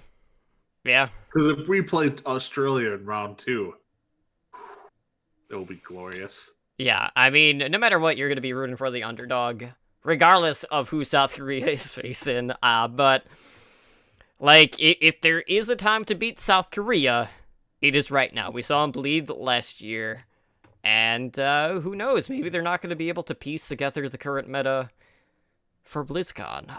But I am hoping we will finally get some redemption for the United States. We've been kicked while we're down too many times, and we need our arc to the top spot right now. We're overdue at this point, because South Korea can't win every year. Eventually, someone is going to topple them, and by God, it will be the United States this year. And if that happens, 100% USA is going to take it all. Yeah, it's one of those things where, can we get a year where the US does South Korea before the finals? Like, come on. Blizzard, you have to be smarter than this. Do not put US and South Korea in this. You are diminishing the viewership. Really, they're diminishing the viewership of the championship game by not having US and South Korea in opposite bracket. When you can control this, like, was there any reason why the US was on the Korean side over France or China? It's just the way that the lottery balls were drawn. Exactly. Get rid of the GD lottery balls. Okay, that makes zero sense whatsoever. You can go on a map-based system. If you go on a map-based system on placements, where like then the team who wins the most maps and the team who wins the second most maps go on opposite brackets, like 1, 2, 3, 4, that kind of thing. first off, you'll have less cheese effect in the group stages. Like, people will try a lot harder, and then you'll end up with the best championship match. You'll end up with the two best teams instead of the two best teams being on the same side of the bracket. Because, I mean, the US and South Korea are the two. Canada is a close second, but yeah, it's Canada. Sorry, had to get that dig in there. But, I mean, Canada's behind the United States. They just are. The two best teams are going to play each other before the championship game for the second year in a row. And that's unfortunate on the Blizzard side. It just really is. Yeah, but, again, like, for me, like, my only hope is that this year, my soulmate Slambo does not predict a perfect bracket, because that did not, help my cause last year at BlizzCon. So I did kind of get my comeuppance in regards to the pick'ems, so it's not a total loss, but like I feel like this year, like, it's gonna be a lot harder to predict the winners just because of how narrow of a gap there are in between the teams, especially on the left hand side of the brackets. But either way, obviously I'll be cheering for USA, and praying that South Korea loses, even though I'm still a fan of most of the people on that team. But are you gonna leave the stadium during BlizzCon, or are you just gonna sit there and watch? As in, am I going to leave during the World Cup times? Yeah. No, absolutely not. I will be in the stadium watching all the World Cups through the rest of BlizzCon. Okay. That's what I did last year. That's what a lot of us did last year. So I'll be the one to report. I feel like me and the other podcasters who aren't going should all get together for one giant stream and be like, we'll stream everything other than the Overwatch World Cup, because all the other podcasters don't care about that stuff, and we hate all of you. I'm not bitter. Be that as it may, you can be bitter all you want. Let's go ahead and let's jump into our main discussion, which is that new patch that hit on the PTR earlier last week, and that is patch 1.29. So, as I mentioned, this patch has quality of life improvements. We got the Torbjorn rework. We got a couple other hero balance changes. And before I even go into the patch notes, I just want to note something. If you try to launch Overwatch, especially, the PTR Overwatch, if you are running Pursuit, the game detects the use of Pursuit and won't even load. It displays like a warning saying that like it detects the use of a third-party application that violates the EULA. On a side note, I do know that Pursuit and Blizzard are meeting here within the week to try to figure out, what the situation is, because obviously, Pursuit was kind of like blindsided, as we talked about, when, players were getting warning emails from Blizzard last week. So we'll definitely update you guys in regards to that discussion, because I'm sure it's going to be all over the Pursuit like Discord server as well as the Reddit, because a lot of people do use this tool. So just keep that in mind. If you do have Pursuit and you try to go on the PTR, it will not launch the game. Now, going into the actual patch, we do have some new colorblind options. So, it just gives you the ability to customize how team colors are displayed in the UI, and based on what Spider says, like, he's really enjoying the new changes. I obviously haven't really messed with these, so I can't really see the extent of the improvement, because I'm not colorblind, but, I'll take Spider's word for it, and it seems like a lot of people are liking it, but there's still some fine-tuning based on some of the posts on Reddit in regards to this. They did improve the readability of visuals for both shields and barriers. And then when we go to the balance changes, we got some pretty spicy changes. A lot that I was not expecting, and a lot that was as drastic as they needed to be. Yeah, so let's start with Brigitte, Baguette, everyone's favorite shield maiden, the Squire of Reinhardt. Whatever, moniker you want to drop Brigitte with. Her barrier's shield health has been reduced from 600 to 500. Now, this is like we've kind of seen the drastic shifts to her character. But at the end of the day, Ed, people are not going to be happy until she's just nerfed out of the game. Like the whole stun lock meta that we're kind of currently in irritates the piss out of main tank players. You and I, especially, like we've seen firsthand, especially like if we're playing against Sombra, Doomfist, Brigitte, and it's just pure cancer, or even when you just pair Brigitte and McCree with the Flashbane and the Shield Bash, it is so much. But, this was one of them that I wasn't expecting in regards to the shield health nerf. No, it really wasn't, because we had basically gotten to Baguette every major kind of update to the PTR since she came out. Like, since she came out, there's been a nerf to her every single patch, which is insane that they just have to keep nerfing her. They're like, we're gonna nerf her. She's still overpowered. Nerf her again. Oh no, we're gonna nerf her again. Until they do something, and I honestly don't know what they could do.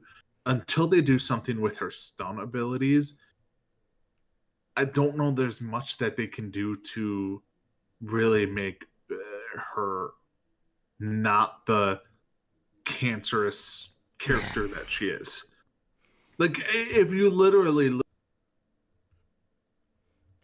play her, like, everyone will be like, if you just auto select her, you're gonna climb no matter what, because until you get to that Grandmaster level, she's dominant because she's impossible to deal with.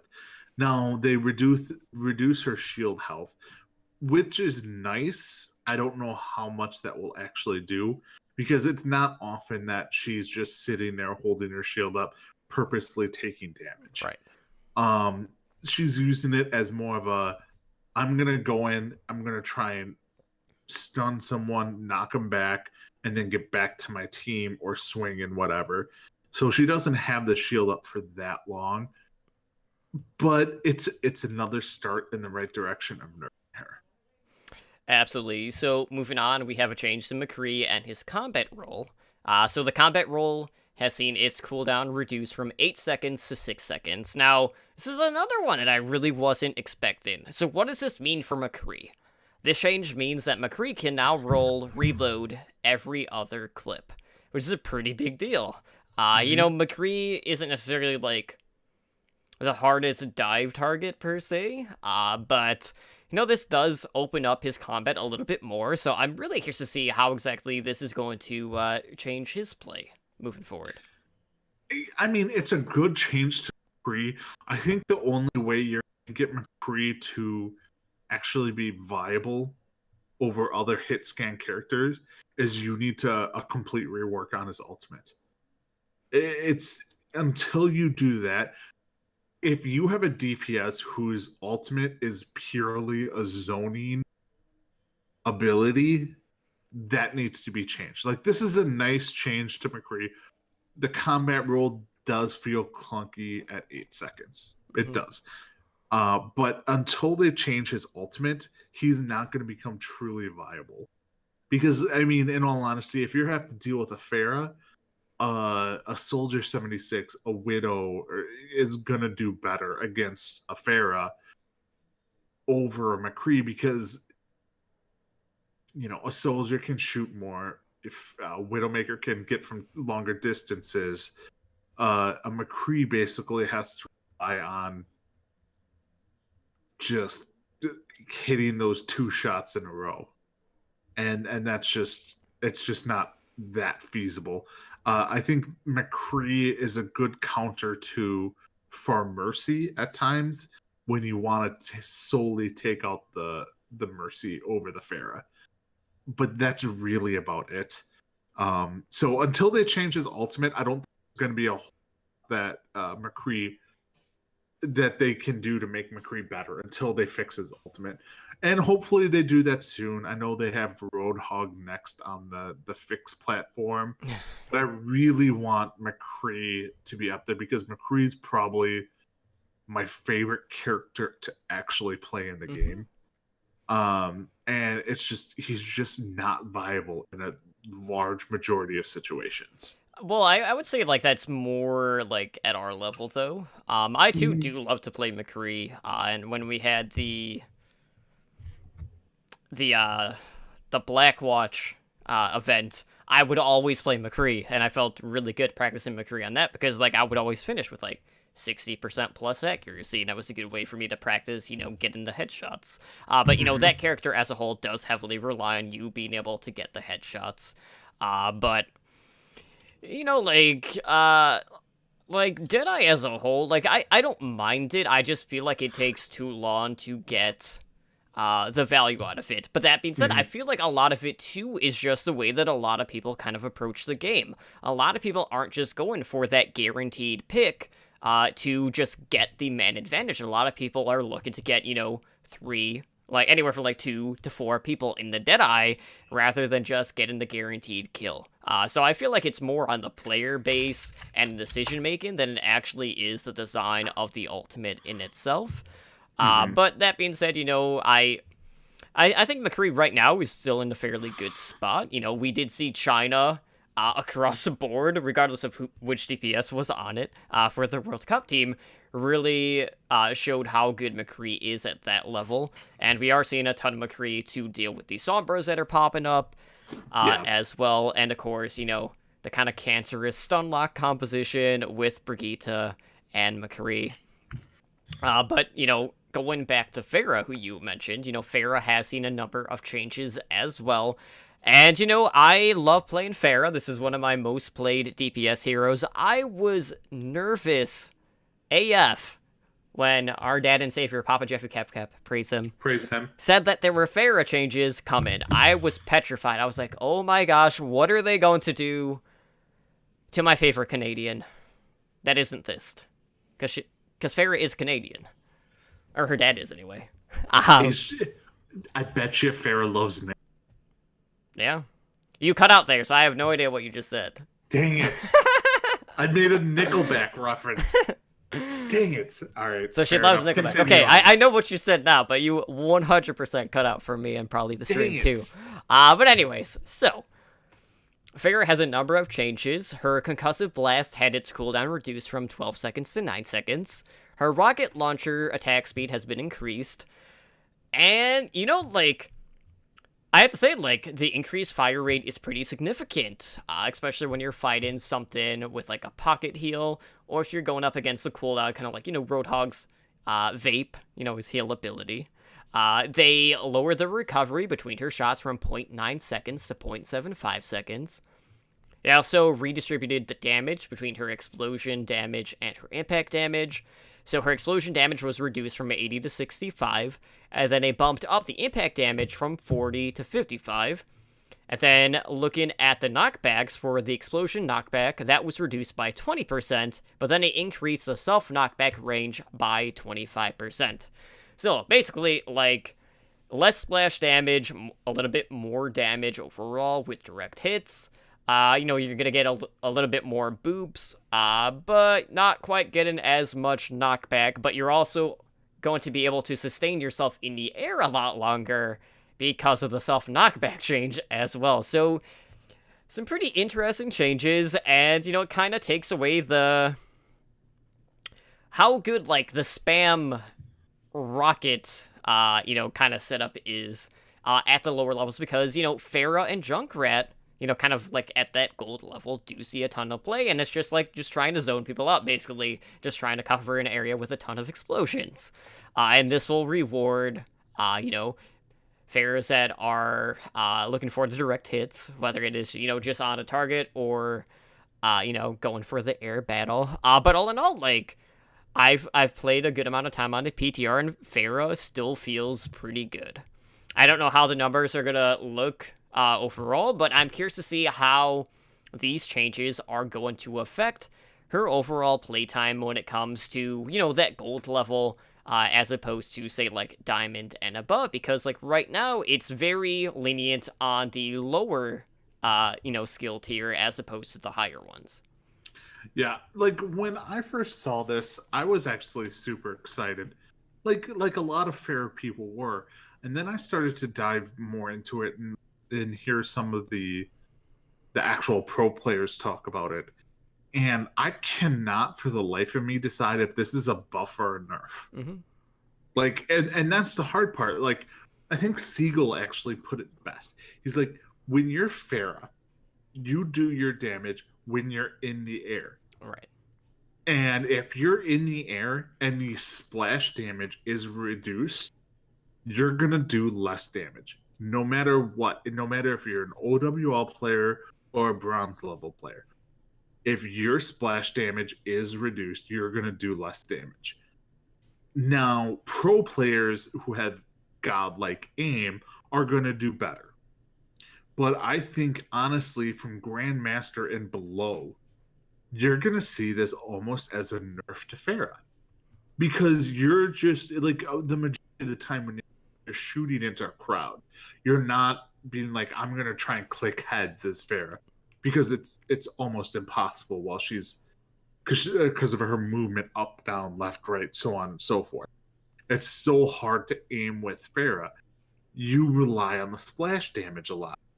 So if that is reduced while direct damage is increased, like it's to me, this is actually a fairly drastic nerf to Farah. And I hate to think of it like that because they're doing a rather large of her numbers, but I think it's needed to the point where in lower levels Farah is impossible to deal with at times because nobody at lower levels can take down a Farah. That's because they don't look up. They don't look up, and if they do, if you have a soldier or McCree, and this is the thing that is, if you have a soldier and a McCree or any hit scan trying to take out a Farah, it's not as simple as everyone just expect. Oh, you're a soldier, you can take her out easily. No. I need somebody to protect me while I'm looking up, to protect me from people shooting at me from on the ground. Like, I need protection while I'm trying to take out this Farah. Otherwise, it's never going to work. And people don't realize it. So, Farah seems overly dominant at lower ranks where the majority of the people are because of the splash damage and stuff like that. So I think this was more of a change to take her out of the meta in the lower ranks, but still keep her competitive in the high ranks. And I think it's a good mesh of both worlds. Yeah. So you appease the lower ranks because you're going to see her a lot less. Well, I mean, maybe you won't see her a lot less in lower ranks, but she'll be a lot less effective, which makes her less annoying. Yeah, but for me though, like since the rate of fire is increased, like I really haven't seen a dip in the overall damage, just because you are getting to fire more rockets, quicker than what you were prior. So the chances of you getting a direct over, a splash rocket in this case, does see a bit of a boost there as well. It does, but when a group is pushing through a choke point, you could just shoot the middle of the choke point and hit everything. Mm-hmm. And that's not the case right now. So you're relying more on you have to completely change your aiming on Farah in certain situations to account for all of this. Right. So, I mean, I want to call it a nerf, but really it's more of a stay the same. Almost like it's not a nerf, it's not a buff. It's more of a changing around some of the abilities so they are more realistic, but reward higher end players more. Mm-hmm. And I think that's what Papa Joe Senior working on a Santa Beer kind of stressed during the developer update, that like This was a change made to appease the higher ups, the grandmasters, the platinum grandmasters, all those people, the people we don't get to actually play with. So. Absolutely. So, they also made a change to Orisa and her maximum spread. So that's been reduced from 1.5 to 1.2. I know you have a lot more playtime on Orisa. So I don't really know the full extent to her spread. Do you think that this is going to be a significant boost in regards to, say, her getting her ult charge? Because it will be, a little bit more compact? Yes. Because she has an insane... you play D.Va. Mm-hmm. She has the fire rate of a D.Va. Really, when you're playing, it's kind of like... Now imagine if the spread of D.Va's bullets was reduced to increase her DPS and increase her ult charge. That's kind of what I compared this to. Okay. This is a pretty good buff to Orisa. And she just needed that little extra push because she was viable right now. Not in every situation, but she's viable. And this will add to her ultimate always seemed to be slow generating. Because you would generally firing where Orisa's viable, you are shooting into longer spaces. So you're talking in third nipple. And you'd place your thing and you'd shoot at the choke points. Well, they're super far away, so you're slowly generating charge. This will help with that. Orisa would generate her ults every 3 team fights when everyone else would have their ultimates every 2 team fights. And they needed to make her ultimate more in line. And this will help with that. So I like this change with Orisa. So hopefully it makes her a little bit more viable. Yeah, and speaking of someone that will be a little bit more viable, we also have to look at Soldier 76 because they changed the pulse rifle. So the number of shots until max spread hits was increased from 6 to 9. So we got more concise burst with Soldier 76, which is pretty frightening. And there's a couple of rumors about DeFran potentially joining the Atlanta Overwatch League team. We know AKM is very good at Soldier 76 as well. And if this patch is played at BlizzCon, France is going to look like a completely different team. But I'm really excited for this one because for a while now, we really haven't seen Hitscan outside of Widowmaker. We've seen a ton of Widowmaker. Maybe not so much in the current meta, but, these past couple of metas, Widowmaker was always the Hitscan character of choice. So I'm really feeling like at this point, if everything gets patched alive like it traditionally does, and I know Kaplan said, some of the stuff is likely going to change. I don't believe it in a second, because they say that every time, and everything just goes straight to live anyway, and then they just after the fact. So I feel like right now, with these changes, the Hitscan characters are going to be in the best spot that they have been otherwise. So it's going to be a closer balance overall. But, obviously, the biggest thing with this patch was the Torbjorn rework. And there's a ton of stuff going on with Torb. Torbjorn! So, his head hit volume was reduced by 10%. They increased the projectile speed of his primary fire from 60 to 70 per second. The reload time was reduced from 2.2 seconds to 2 seconds. Your turret will now target enemies hit by your primary fire, which is nice, right? It's nice to have some focus fire since sometimes your teammates just don't do it. That being said, though, I feel like this change in itself might be detrimental in the sense that, as a Torbjorn player, it's, you're gonna have to be more active and aware. Especially when it comes to flankers, in the game. Because before, if there was a flanker and your turret saw it, it would just turn and shoot. Now you're actually going to have to be targeting this flanker in order for it to move. So I'm curious to see how exactly that is going to work. And then we got some changes to the alt fire. So they lowered the recovery time from 0.8 to 0.6 seconds. They also lowered the damage by 25, reduced the reload time by 0.2 seconds. And then he also readjusted the spread randomization.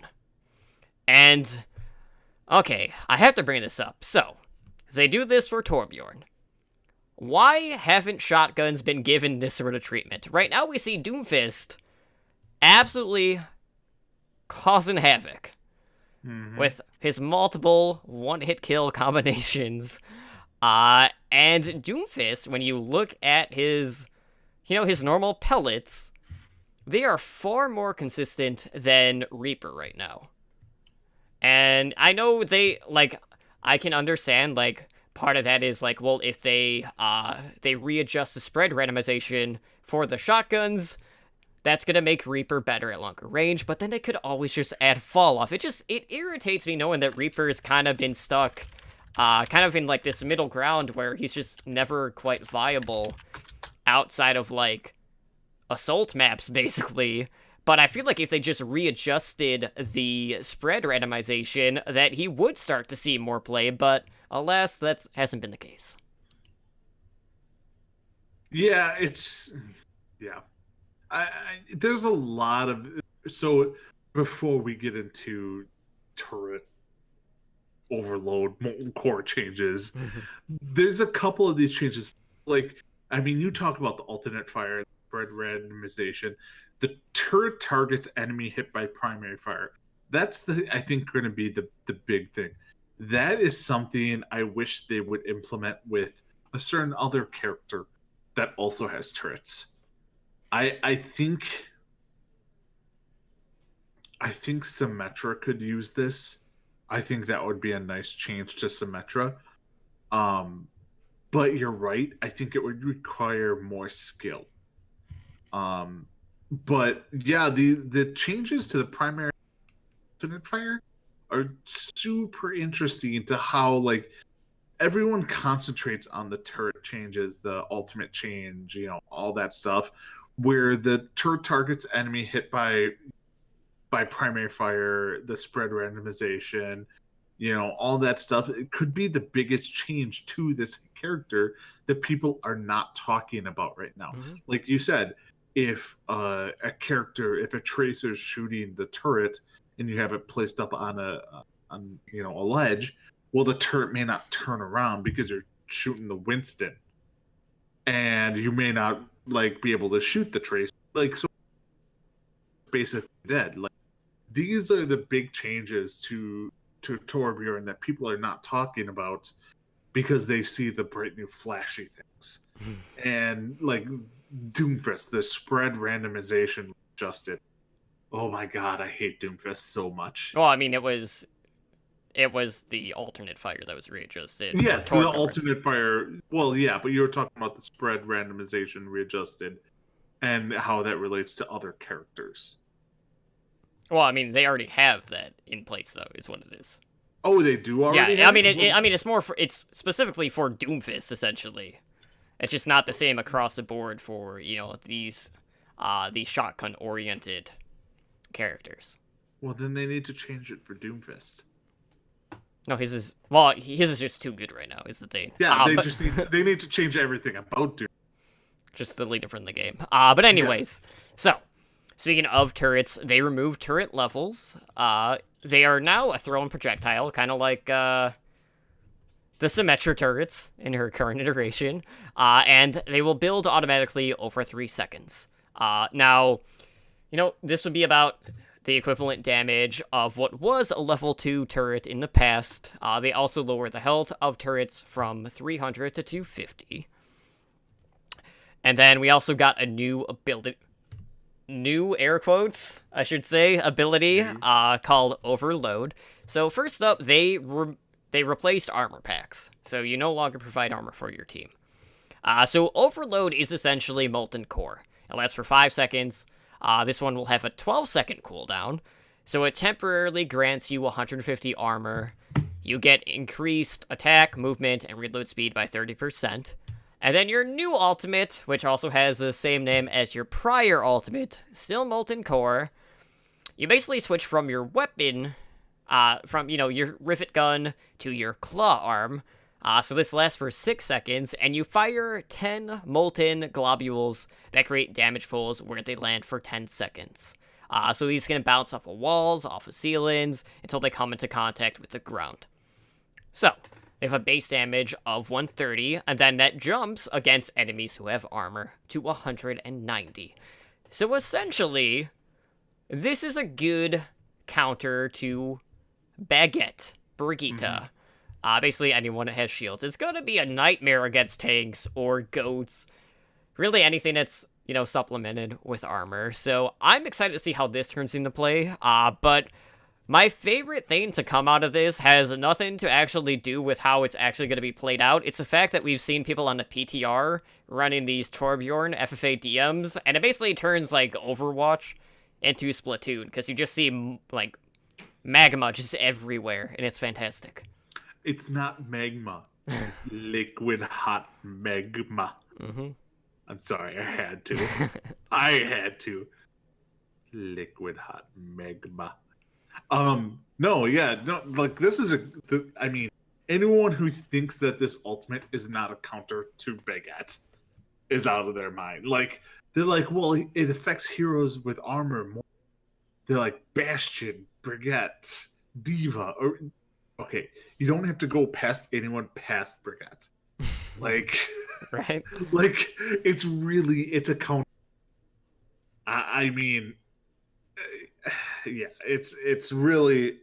It's an anti-Brigitte ultimate, which I think is kind of needed a little bit in the game and not for the pro game, because Brigitte is not massive in the program.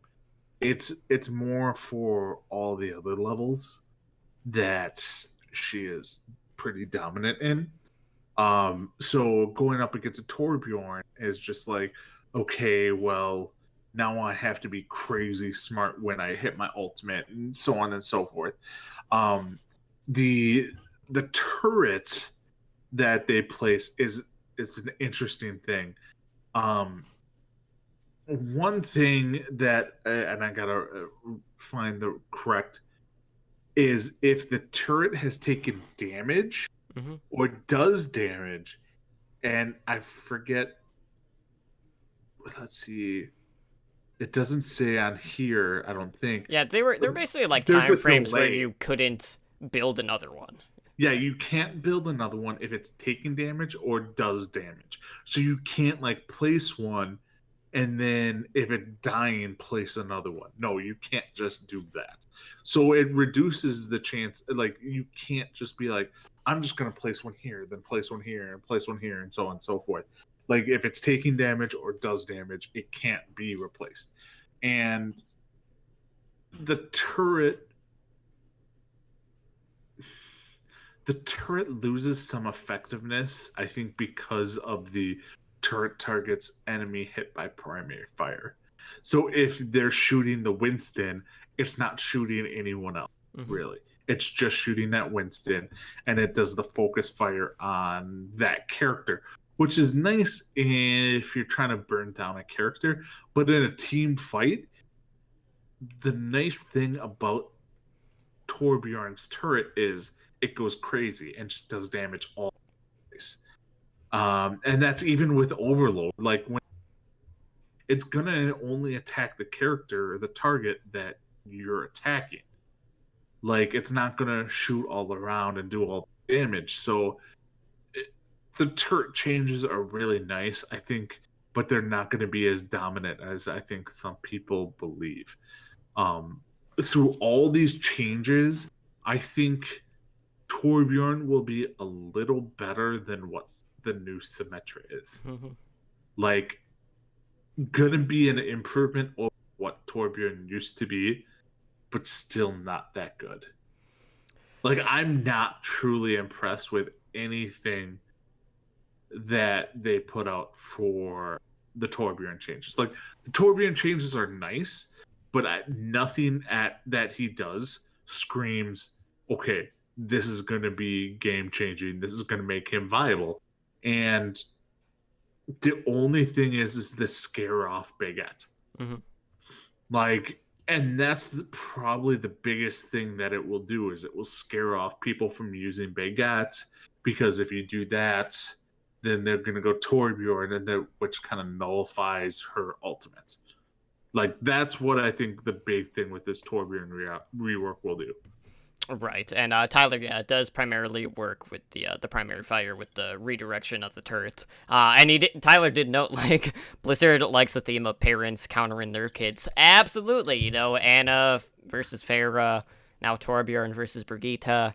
I think that's pretty funny. But there was one more change that I wanted to talk about, and that was an update to the visual for Blizzard, from May.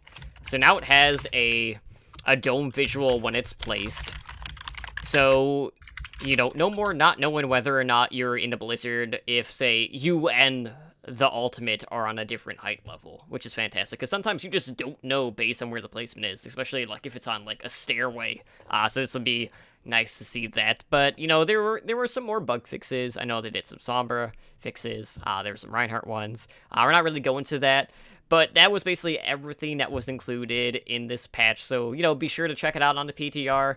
Chances are all of this is going to get patched to live, as much as Papa and Jeffy Cap praise him says otherwise. But, guys, I know we're running long, so let's go ahead and wrap it up. So if you guys want to help us out, one of the best ways to do that is to leave us a review over on iTunes. We're always looking for ways to improve the show. We do have a new episode of Overwatch Recall up on the RSS feed for Overwatch Recall, and I interviewed Melarina, who just celebrated a birthday yesterday. Happy birthday. As well as Gabius from the Cavalry, so check that out. It was a very fun interview. I had a ton of news, because it had been a while since the last episode, and just an update on OWR, at least with the podcast form.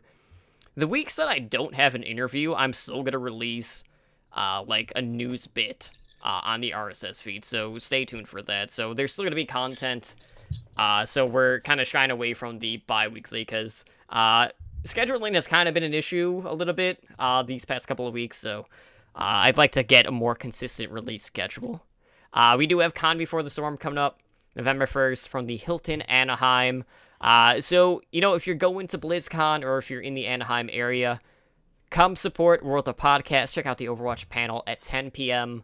on the 4th floor of the Hilton Anaheim. So we got Rob May from Omnic Lab, Icy Sorrow from Enter the Iris, the Blevins from High Noon and all of their productions, Andres from Omnic Lab, and I'll recap Blaze and Bob, my rival.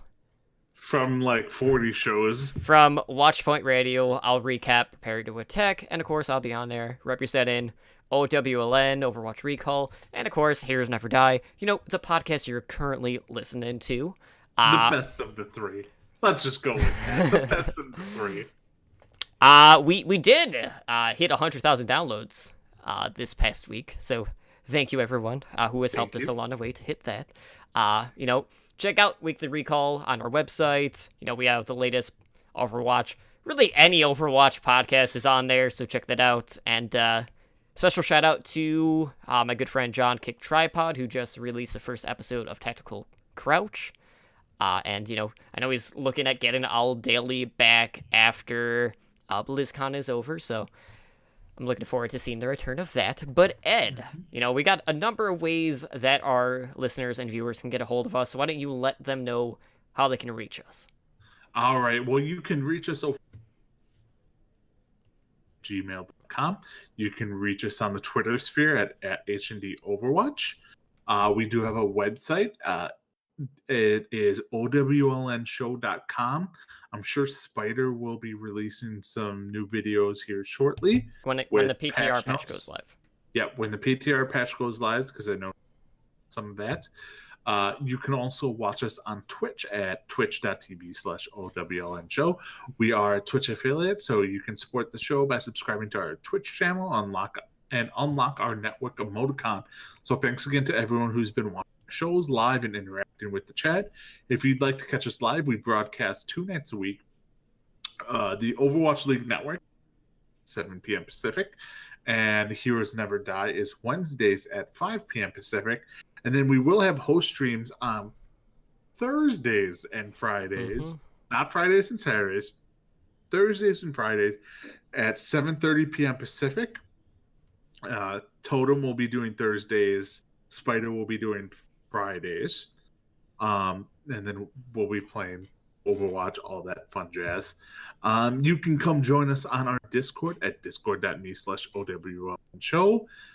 Leave some reviews, talk with us in general chat, all that fun stuff. And then you can go over to the YouTube channel and see all our stuff. And that is youtube.com/c/Overwatch League Network. So you can come over there and talk about that. And then you can reach me, Adenar, personally, and on Twitter at Adenar Overwatch, or on Twitch at Adenar OW. And Totem, where can they find you at? Well, I am on Twitter at TotallyDrunkCTR. I'm also on Twitch on this channel. So the Thursday stream for the host stream will be starting this week. So I don't know what the plan is yet. It might be leveling my alt account with my main tank. So you can see my god-awful Reinhardt play, which is top tier, depending on how you want to look at it. It might be top tier entertainment, but, you know... What level are you at on that account? I think I got to, like, level 6 in the games that we played. I'm not that far, obviously, because I only played it for the one day with Spider on Friday. But that's my plan. I'll probably be on that account just messing around, you know, swinging away with the hammer, or, you know, leaping on people with Winston, you know, just zapping people away, which is always good fun. But anyways, guys, we're to close it out. Again, thank you so much for listening to Heroes Never Die. Again, this has been episode 130. I'm your host, Emily Drunk, joined, as always, by my co-host, Adenar, and we will see you, hopefully, tomorrow for my host stream. But for now, guys, have a good night. Have a good one.